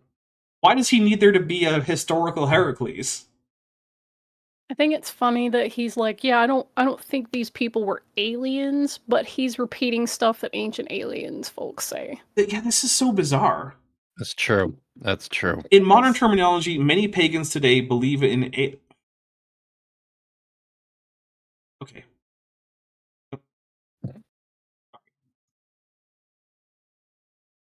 I'm gonna once again center myself. Okay. In modern terminology, many pagans today believe in alien life on other planets. I have no idea what that has to do with paganism. Wow. What? I wonder how many non-pagans Many of these pagans believe in alien life on other planets. These alleged beings as demigods or far more advanced than humans are on an evolutionary scale. I'm taking it. I'm not gonna lie, guys. What is this paragraph? I really like this phone case. Nice. Sorry. Yeah. Some have recently appealed to aliens as those who sparked ancestor worship, and even that they were responsible for mating with human women and producing these alleged demigods. Bodie. Pagans and ancient alien types are not like a single circle Venn diagram. That's not how this works. You can't just lump everyone who disagrees with you about the history of the world under the label pagan. At that point, it doesn't really mean anything. Now, to be fair, the word pagan has never really meant a whole lot when applied to religions. It basically just means polytheistic but non-animistic religion is basically what it ends up meaning, right?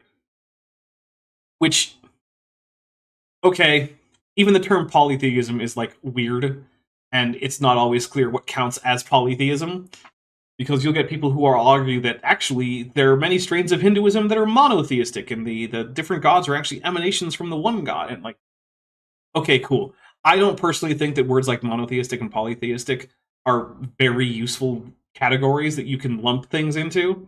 But if we're going to use them and we're going to apply paganism, then paganism ends up coming out to be non-animistic polytheistic. That is not a big overlap with Ancient Alien stuff, right? Ancient Alien stuff actually tends to be more easily characterized as atheistic because it rejects that deity is an actual category with a real referent. Instead, it tends to say that the things that were thought of as deities were actually just advanced aliens who weren't supernatural or deities. They were just flesh and blood mortal creatures, but with better technology. That's not pagan. That's atheistic. It's bonkers, but it's atheistic. Philpunk, half dog, half canine for $5 says, Ancient Aliens and Bodie Hodge do seem to share quite a lot in terms of methodology and mindset. True. Cherry pick what you like and divorce it from context. That is very true. Bodie Hodge is way more like the ancient guys than he would ever like to admit. But this is, I think this is just a general feature of really quite a lot of Christian apologetics. It's not just it's not even just Bodie. The cherry pick what you want and divorce it from context is sort of the way a lot of this shit works. Yeah, I can't disagree. All right. But there are you don't say. There are problems with these views outside of the issue that there is no basis for either in Scripture, demigods or aliens. Bodie, that's not a problem. You know what else there's no basis for in Scripture? Penguins. Bodie, I've seen penguins. Hell, you know what? There's no cats in the Bible. Touche. House cats don't appear. House cats appear literally 0 times in the Bible. Should we reject their existence, therefore? We must. I don't know. Corn isn't in the Bible either. Like maize. Yeah, I don't know of anyone, I don't know of any Christian or Jewish person or anything else where anyone who has, like, you know, the Bible as any kind of their, like, part of their religious tradition that bases what parts of reality they are going to say don't exist on the basis of it not being in the Bible. Right?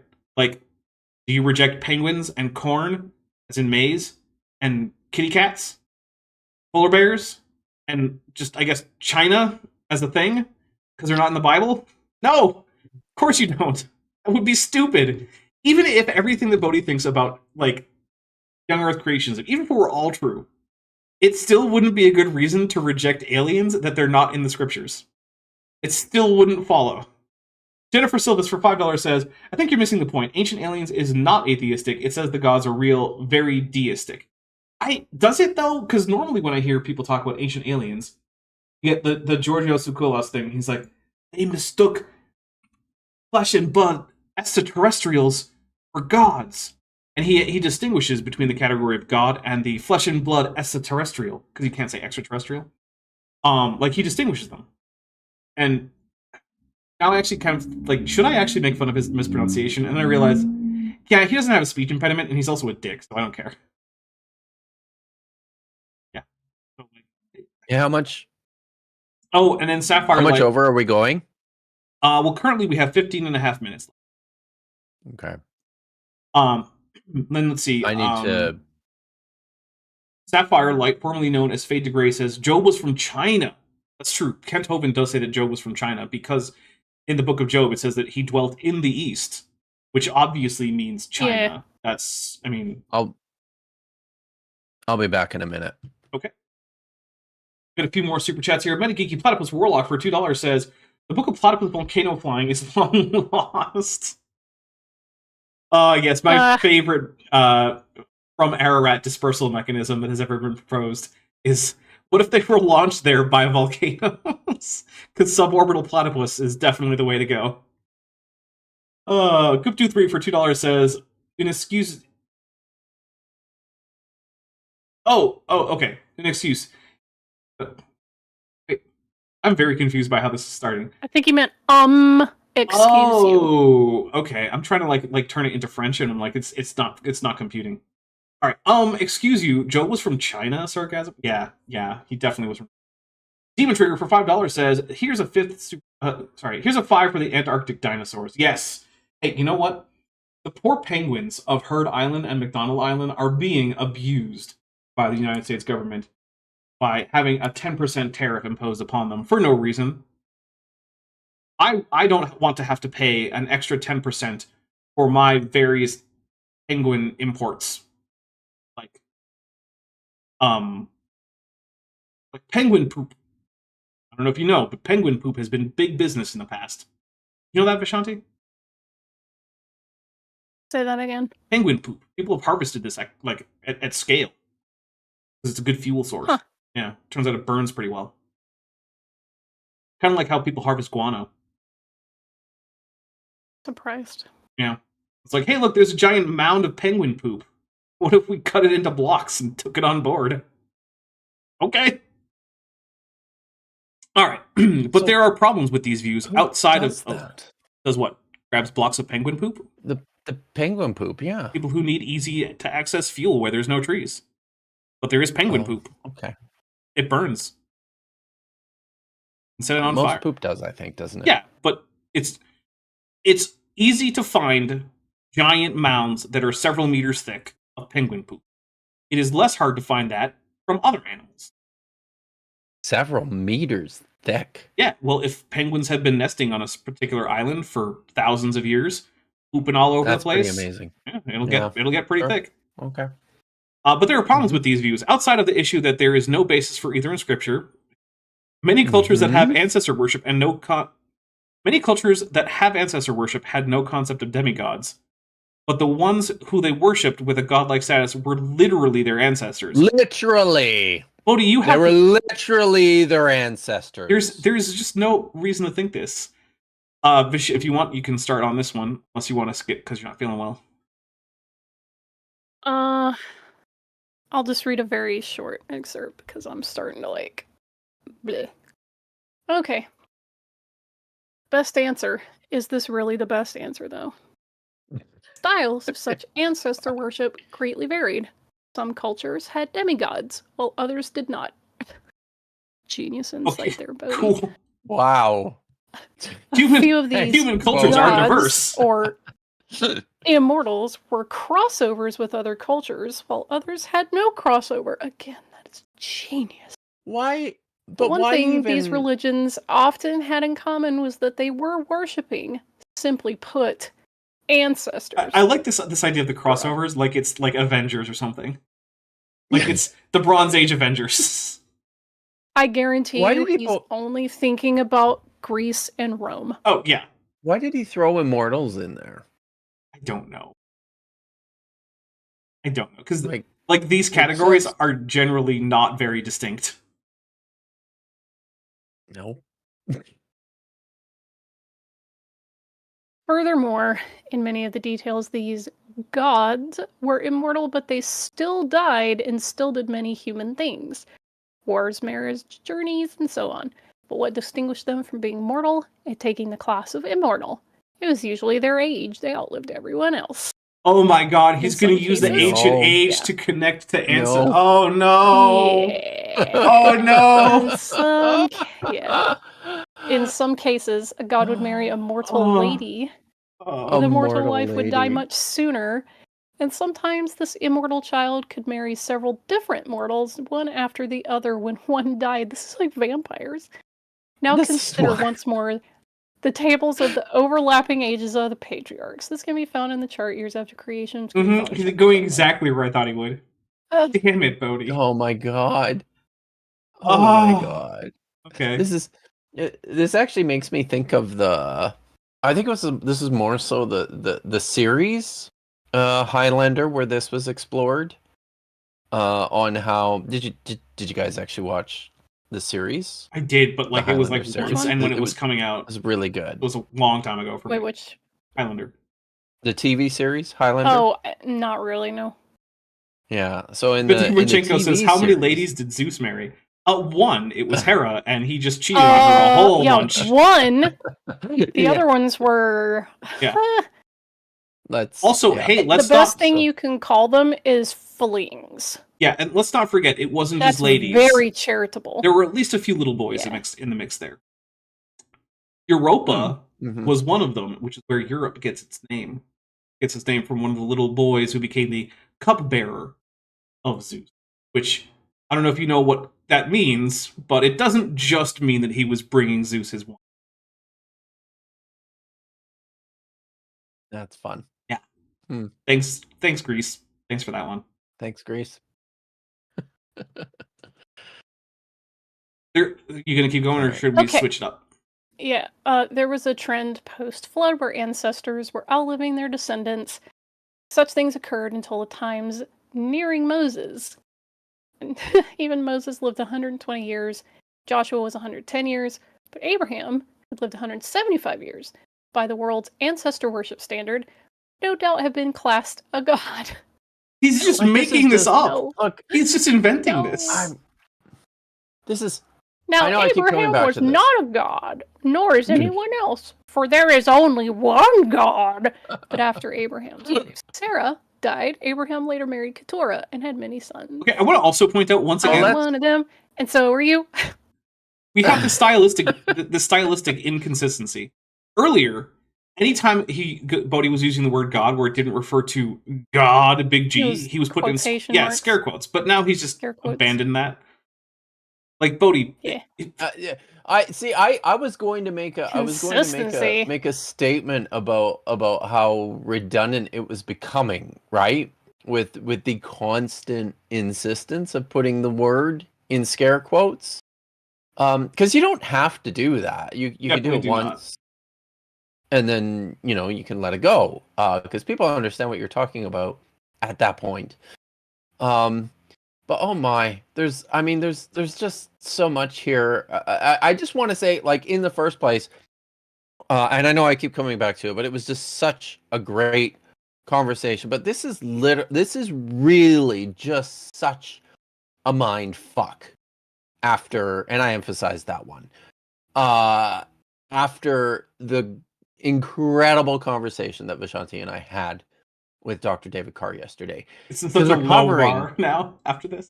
Oh my God, though. I'm just like, it is, but I don't know. It's so appropriate for this world in which we now live.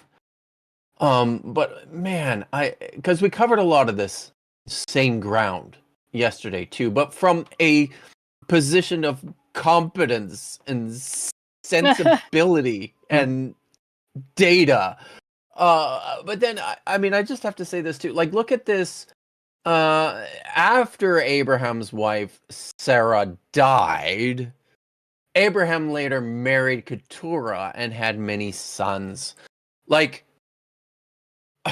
so Bodie clearly, maybe he is this terrible, or maybe he's just doing an apologetic gloss here. But all I can think about is Abraham's other copulated relationship with the woman Hagar, who was not a consenting partner in this, but by every measure of the time, and certainly within the text, was a wife, for lack of a better term, of Abraham. But Bodie's got to gloss over that one, because that's super inconvenient for his perspective of the text and what it must mean. I felt like that had to be pointed out here. That's fair. We have a few things to read here. Jake insert clever Dapper inside joke here. Nelson for $2 says hashtag justice for penguins. I agreed. Hashtag justice for penguins. Matej Milosevic for $4.99 says, wait, does this mean all mythologies ex Istanbul Bodhi's world? I don't entirely know what that means. So maybe? Lieutenant Math Navigator for $5 says, Bodhi has to eat a lot of fiber because otherwise he'd be unable to produce such ideas. And then Josh McGeese gives 5 more Dapper Dinosaur memberships, which we will take some drinks for, and I already increased the timer. We're now at 9 minutes left. 1, 2, 3, 4, and 5. And then Jester for $5 says, I don't know, they sure seem to worship Abraham, Isaac, and Jacob, which means Trickster and Burl was involved in a lot of shenanigans. Yeah. And this is an important point. Something else that's worth noting here, which makes the text more fun, I think, is that there was a time in the telling of these stories in which being a trickster, being the clever guy who gets it over on people who are more powerful, more wealthy, may be perceived as more smart than you are. This was a feature that was lionized in certain aspects of the cultures in which these stories came from. It's so actually... like Jacob would be cheered on by the first listeners of these stories as he got one over on his his poor blind father and brother. It was kind of too dumb to recognize what was going on. So yeah, that's just a fun part of this you world gave up your whole inheritance for a bowl of soup, you idiot. No, yeah, moron. I gotcha. Although I gotta say, if you agree to give up your inheritance in exchange for a bowl of soup, maybe you are in fact an idiot. But he was dying, Dapper. Didn't you read the story? He said, "I'm gonna die." I feel like that could have been hyperbole. Dude, I'm dying of hunger here. Could have been hyperbole, but what do I know? You want to continue, Vish, or should we? Yeah, I'll do at least one more. Okay, consider how people look at their ancestors when a great-great-great-grandfather outlives his descendants. It is not too difficult to see how people would start elevating their ancestors to status of immortal. They still died, they just outlived everyone else, but the people elevated them to a godlike status. Around the time of the judges, in scripture, we start to see more even ages, and so the idea of immortals would pass into myth and legend in the other cultures. All right, I just had to point out. So is he saying that they rounded it off, and that's... No, he by even he means that people weren't living significantly different ages such that you were likely to meet your great-great-great-grandfather. Evenly distributed. Right, but here... Okay, one of the things that annoys me about this is that the term immortal, or the idea of immortality, right? That more specific. It actually comes up earlier in Genesis, right? When the humans are kicked out of the garden, the specific reason that Adam and Eve are to be kicked out is that they do not have access to immortality, to eternal life. The tree of life is in the garden, and if they get access to it, they'll have that. So we know That's the point. We know that the people writing Genesis and the people reading Genesis already have immortality as a category that does not just coincide with long lifespans, because Adam himself lived a very long time, according to the same text, and was not immortal, which was the entire reason for kicking him out of the garden in the first place. So, in order for this argument to have to work, right, for this to work, you have to assume that the people who have this idea about immortality not being the same as just living a long time, but being unable to die, or at least unable to die of normal causes, they have these as separate ideas. You know how I can tell? Because that's how they wrote the very book he's making all this fan fiction out of. It's right there. When I read this paragraph, I can't get past thinking that Bodie seems to imagine that when people when people outlive their children, that they get elevated to the status of immortal. Well, I think it's more like their great-grandchildren when they go live past their great-grandchildren. And of course, it's not a thing because basically no one outlives their great... No. Not that I'm aware of. I've never heard of anything that would indicate this. Jester for $2 says, be a Jacob for penguins, and then gives a little fist. I love it. I love it, Jester. Thank you. We've got 4.5 minutes, unless someone gives more chips. Vishanti, you want to get through the end of this paragraph, and then we'll start wrapping things up? I'll do my best. In Greek mythology, for example, there was essentially the Age of the Gods, which is followed by an Age of Gods and Mortals. Then it was then followed with the Heroic Age. This, for the most part, marked the end of Immortals. Interestingly, in Greek mythology, after the destruction of Troy, which was 1184 BC, or about 2,820 years from creation by Usher's calculations, Okay. the gods or immortals were no longer born to men. This was the end of the heroic age. This also happens to be about the time of the judges in the Bible, which, when the ages have leveled out, this option gives a more widespread understanding of how cultures develop their own unique ancestors to worship, but also leaves open the option that some of these ancestors are ancestors to more than one group, and its commonalities among the gods. This whole edifice is just All right, man. him piling on nonsense presuppositions from Genesis that he made up in order to make more sense of Genesis. Yeah, he did. And then just building on top of it.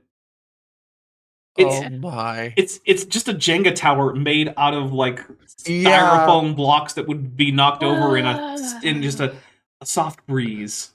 They're all the same size, right? Every single block is the same size in this Jenga tower. Yeah. This is the look, Bodie's done a lot of weird stuff, right? But at least most of the time I was like, okay, I understand why he's doing this. I kind of get the point. Sure. But this he's just making a bunch of stuff up, and I just don't know why. What about needing to explain ancestor worship while not really understanding ancestor worship? While also needing to find a historical core for stories like Hercules? Like, why is any of this important to Bodie at all? I don't know. Like, why does it matter what the actual story is behind how we got, like, the Heracles myth? Or the myth... He's trying to retcon everything to fit inside Gilgamesh. But I think there's... particular... You know what? Yeah, I think I have to wonder if there's something... Like, just within the worldview that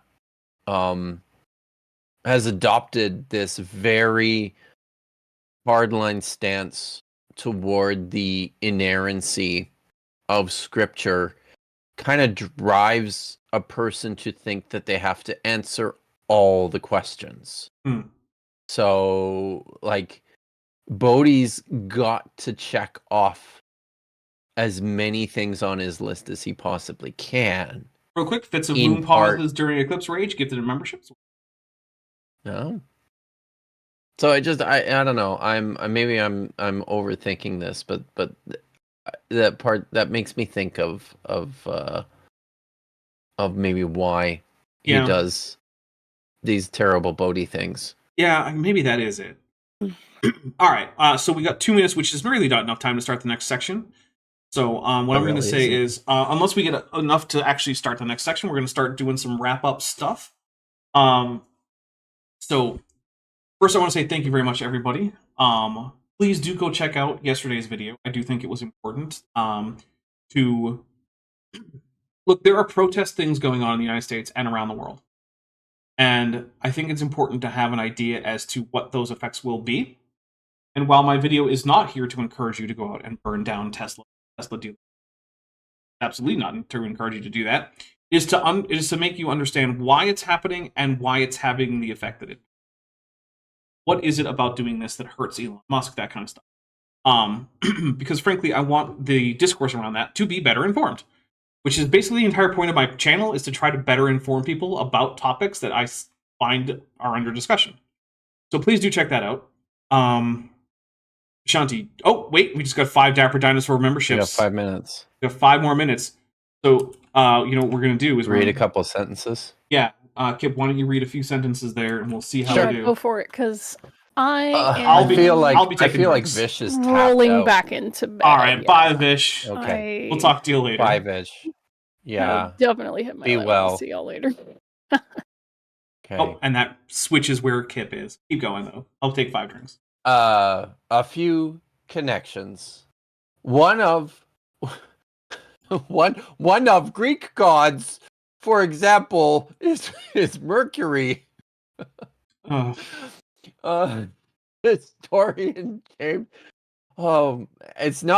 It's not hard to get an editor, Bodie. It's really not. It probably wouldn't have cost you hardly anything. In your kingdom, you probably could have got one for free. Historian James Anderson points out that this was but another name for Ashkenaz, as the Greeks called him. He was one of Noah's great-grandsons, and he was seen as an interpreter. There is Cronus, who is Ketim or Kethimus, Noah's great-grandson. What? Yeah, he's just going to go through Greek mythology and apply whichever name sounds like a name from the genealogy in Genesis 10. He's just going to do that. But it just, I mean, this just doesn't even make any sense. Like, because Cronus is like he's the Titan of time. Primeval. Yep. God. Yeah, he's the primeval Titan in charge of time who eats his own children and is imprisoned in Tartarus. What does this have to do? Oh my God. It's the answer is Noah's great-grandson. Of course. Okay. Yeah. In some cases, the attributes. Oh, here, let's find out. In some cases, the attributes associated with Cronus was equated with another person in the Table of Nations as opposed to just Ketim. Oh. Tiwaz or Tiras is among the oldest alleged gods in Germanic and Norse mythologies. Hey, Bodie, pro Some tip. claim he was... Norse mythology is a Germanic mythology, and you can tell because the Norse spoke a Germanic language. That's how that works. Some claim he was the progenitor of other gods. Now, we're talking about Tiras here, right? Yeah. Some claim Tiras was the progenitor of other gods. Tiras, if one looks closely at the Table of Nations, is Noah's grandson. For reasons of sounds like. That's it. That's it. He was, and somehow this, because he didn't he say that the attributes of Kronos were attributed to Tiras, right? He said that. I'm pretty sure he said that, didn't he? Yes. Also, for $10, Joshua Geese says, how close does this get us to pizza? And the answer, I think, is very, but I don't know the exact amount because I don't have the math in my head. I'm sorry. God, do I ever want to order a pizza today? Well, I'm not paying for your pizza. I'm paying for Ben's pizza. No, I'll buy my own. I'm feeling like I could use a pizza today.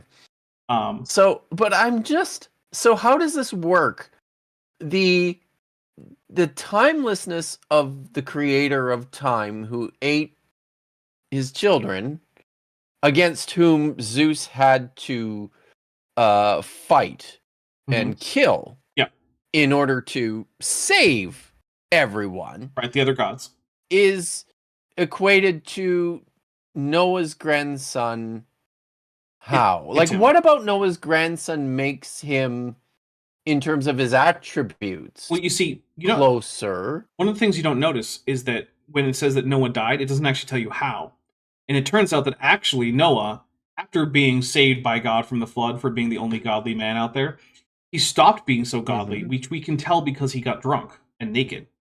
And so what he actually did afterwards is eventually he started eating his other great-grandsons.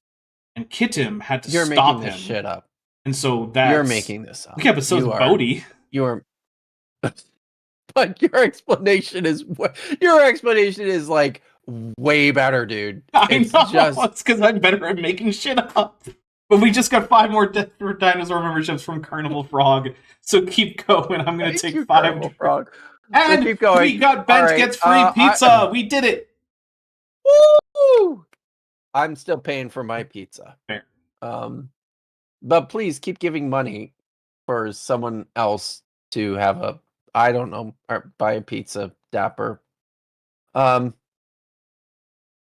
Okay, so he was the father of the Thracians and other groups who migrated to Central and Northern Europe, and they mixed with the Germanic. Here's our modern name for Tuesday. Was named our modern name for Tuesday was. He's not wrong there. He's actually right there. That is true. Yeah, but it's not. I mean, it doesn't connect to anything. It's a terrible sentence too. Oh yeah. It should be more like our modern name. So the modern name for Tuesday is based on Something like that would be a better Yes. Yeah, was named Right. for. Or you could just say Tira's Tuesday was named for. This is a perfectly good sentence, just on its own, right? Just say Tuesday was named for Tira/Tuaz. Tuesday was named. Yeah. Yes. You could say that, right? This is a It completely doesn't even have to be section. the modern the modern name for Tuesday. Is the same as, the older one. Okay. Some alleged gods go back to corruptions of Adam and Eve and pre-flood people. But this is just getting confusing now. Like it's just I'm having a difficult time tracking how he's connecting all these dots. This isn't helping, Bodie. Oh, I know exactly how he's you're doing making things worse. He's literally all he's doing is looking through the primeval history and finding any name that in any way resembles the name of a god from another culture, and then he's saying, "See, this was based on that." That's it. That's literally. There's nothing deeper. Don't look for anything deeper because it doesn't exist, right? It's like trying to find the deeper reasons why he's doing this is like trying to go south of the South Pole. It doesn't make any. You just can't do it. There is nothing. It's at the basement level of Bodie's cognition. It certainly is. Yes, agreed. Others are found in the Table of Nations, and still others are post-Babel and specific to specific people, as in the case of Odin. Is that how you spell it? Who is Odin? Found in the genealogies of most Northern European royal houses. So it is true, but Bodie, you could take that as an indication that those aren't reliable genealogies. But actually, now that I think about it, I know why he doesn't do that, right? Because those genealogies also frequently include biblical figures, and he wants to be able to take the genealogies as evidence of the historical reality of Adam and Eve and Noah, but he doesn't want to have to take... So, which means that if he wants to do that, right, then he also has to take the historical existence of Odin seriously. But because Odin can't be a god, and he can't be a god, he's got to be a man. Right, and he also can't find someone in the genealogies, in the primeval history, to connect him to. So he just has to make up a post-Babel guy that was famous for some reason. That's the thought process. Is I have to take these genealogies seriously because I've already used them as evidence for these biblical characters. They also include pagan characters. Can't be gods, but have to be historical because otherwise I have to throw out the whole genealogy. So I just make up a post-Babel person. Do that. Right. Yes. That's where he's getting this from. This is so much unnecessary work. Mm-hmm. It's so sad. Think Woden's Day. Or Wednesday, because Wednesday is named for Odin. It's true. Thursday, that is true. Thursday is named for Thor. Hey, we'll take a drink because he's getting these etymologies right. It is indeed Thor and Odin and Tuaz or Tyr, or whatever you're going to say. Thor is not the father of Odin. Yeah. Is he in the genealogies? I don't know, but Thor is definitely the son of Odin. Definitely. Yeah. But he's got a footnote here. What is this? 12. Snorri Sturluson prologue for the Prose Snorri Edda. Sturluson prologue. Oh my god! I think he mixed that up there. I think he got that exactly backwards. I think he also must the prologue to the Prose Eddas are not the genealogies of Germanic royalty. He's getting that wrong. So he's just looking at the Prose Edda, getting that wrong, and then pretending that is the same source as these Norse genealogies, which it's not. Also, real quick, Josh McGee's for $10 says, "For the Avatar." Thank you very much. Yeah. Does Bodie have any concept of how to date Snorri? Well, no, because Bodie's probably pretty bad at dating generally. But my recommendation: we start off with like maybe a coffee at a cafe, and then maybe from there you can go see like a show. That's what I would go for. Kent Sarkopteresian Helicopterian Halstead for $4.99 says that this is just an ad for Smite now. Okay. Friday was named for Frigg, Odin's wife. Okay. Fancy avatar achieved. Thank you, guys. Very nice. And we only have 20 seconds. Good job, guys. So we'll just end this paragraph, then we'll just start wrapping stuff up. these names often become disassociated and ended up in multiple stories or confused with other accounts of other persons like Adam and Eve, Noah, or even God. This is why Odin was sometimes the son of Thor, and other times Thor was the son of Odin in the myths. Odin, for example, was sometimes the creator and other times created. So he must. I'm not prepared to give Bodie the benefit of the doubt on that. And my suspicion is that wherever he sees instances where Thor is lauded as a creator deity, he's assuming that must mean that Odin is Thor's offspring and not the other way around. That seems likely. Because one of the things is creation myths are not static. Right? Like in a culture, the creation myths are generally not static and they aren't generally always in agreement with each other. And in various places where certain gods are more popular versus less popular, who counts as the creator will shift around. That's why there isn't like an Egyptian creation myth. There's like 20 of them. Yeah, exactly. And I think people like there's this broad misconception among the apologist types like Bodie when it comes to reviewing creation mythology or just the economies, the divine worldview in general. That sounded weird. I'm sure it's the beer talking, but it's that we have this sense that everybody had to make all these dots connect, right, and make sense. So as soon as you identify a god as the creator god or the high god, that must mean that another creator god or high god is somehow not. When in actual fact, ancient people just used this terminology and these images and ideas as ways of forwarding like certain theologies, it's like a type of propaganda almost. And there's lots of things they didn't fret a lot about, oh my god, now how do I make sense of this in the larger scheme of things. These are just not questions that many people bothered to ask because they didn't care. Yeah. They just didn't. Fitz of the Moon pauses during Eclipse Rage for $2 says, why is it Donnerstag in German? And I don't know the answer to that because I don't know enough about the etymology of the names of the days of the week in German. That is an interesting question. Yeah. So I wish I knew. I like do it. not. All right. So you have until the clock changes to tell people what you... Oh, yeah. So you have 1 minute. Tell us what's coming up. Go, quick. Oh, God. Tomorrow, I'm going to be on What Your Pastor Didn't Tell You at... I think 3 o'clock Eastern, noon Pacific, talking about the caves of Qumran.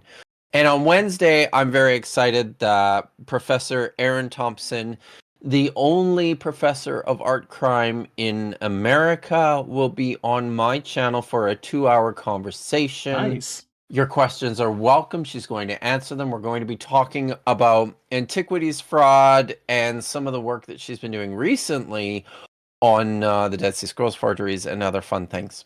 Nice. Forgeries are fun. All right. So let's take a look at what's coming up on my channel. So on let's see, Tuesday we should be doing Kent with Bent 161. Last Kent with Bent was a lot of fun. So let's see. Then on Thursday we have the Continuous Environmental Tripe, the movie, which is Randy Galuza telling us all about continuous environmental tracking, which he thinks is his replacement for natural selection, except that his ideas don't really form into ideas.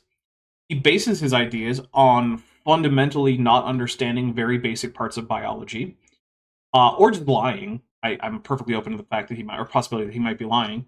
And yeah, so this is the movie. So this is going to be, I think it's like a 3.5 or 4 hour video. So like, if you want to come to that premiere, maybe bring a snack, maybe bring lunch, maybe bring something to drink, Oh, Landon Knoll says good morning, good afternoon, or good evening, depending on your time zone and latitude and degree of craziness in your government. Hello, Dapper Dinosaur. Hello, Landon. Landon and I do a show every month on Chesh's channel, so check that out. We do a debate pub, where we go through current events, and I get I have way less of a filter over there. I definitely get surly, and I have less of a filter. So if you want to see a less polished, less careful Dapper Dinosaur, maybe check out Debate Pub over on Debate Hub, which has a great logo that I made, Chesh. So. Very nice. She was looking for I'm logos. just always not careful. Well, that's all right.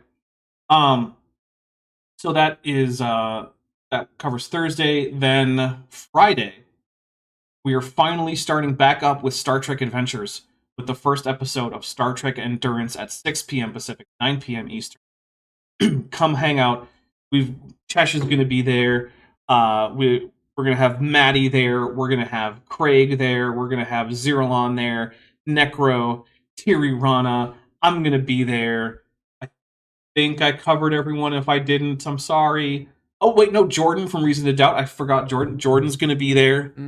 So it's going to be a blast. It's a lot of players. We've got 7 people. We got 7 players and me. There's going to be an 8-person call here. Chesh is producing. Well, that's exciting. I'm just going to take a little bit of the weight off of my shoulders so I can focus more on just running the game. And you guys, I think it's going to be fun. I have only a few more art assets to put together, and we're good to go. So yeah, please do come and hang out for that. It's a lot of fun, and you get to see some of your favorite YouTubers here, like me, Maddie, and Chesh, and Craig. At least one of those should be high up on your list. Yep, you had an opportunity months and months ago, and you turned it down. And as a result, you were actually on the list for people to ask to be in this game, but you weren't high enough and higher people on the list. So this is a cell phone, Listen, I have undergone some life changes over the past few months, so Well, hey, look, I'm still developing something with you in mind for TTRPG stuff for between seasons. Ooh. So you'll get a chance. How exciting! Yeah.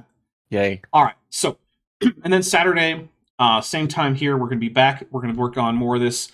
We're on page 219 out of 273. So, we're making progress. We made it through 6 whole pages today. Yep.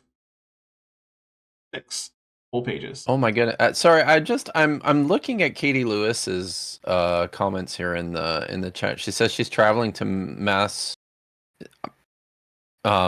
which is partially because of Kip. Engagement with critical scholarship brought me back to the church. I was surprised too. Wow. So I think that means that Katie is headed. Really interesting. I think that means Katie is headed to the next SBL conference because that's in Boston, isn't it? Oh yeah, it is. Wow. Okay. I sure hope I can go. And part of I've been a little bit nervous. Yeah, with good reason. About crossing the border. So we'll see what happens. I honestly don't recommend it. Mm-hmm. So our government actually seems to be, okay with it. That's my obnoxious roommate are causing trouble downstairs. Sorry, I'm reading Landon's text here. All right, well, we have to start wrapping things up because I have to get over to my Discord server. Yeah, we're going to be doing 2 episodes of Power Rangers today. So if you all want that, it's going to be Power Rangers Super Dino Supercharge, which is one of my favorite seasons. So head over there. I think eventually we're actually going to get all the Rangers together, and there's 10 of them.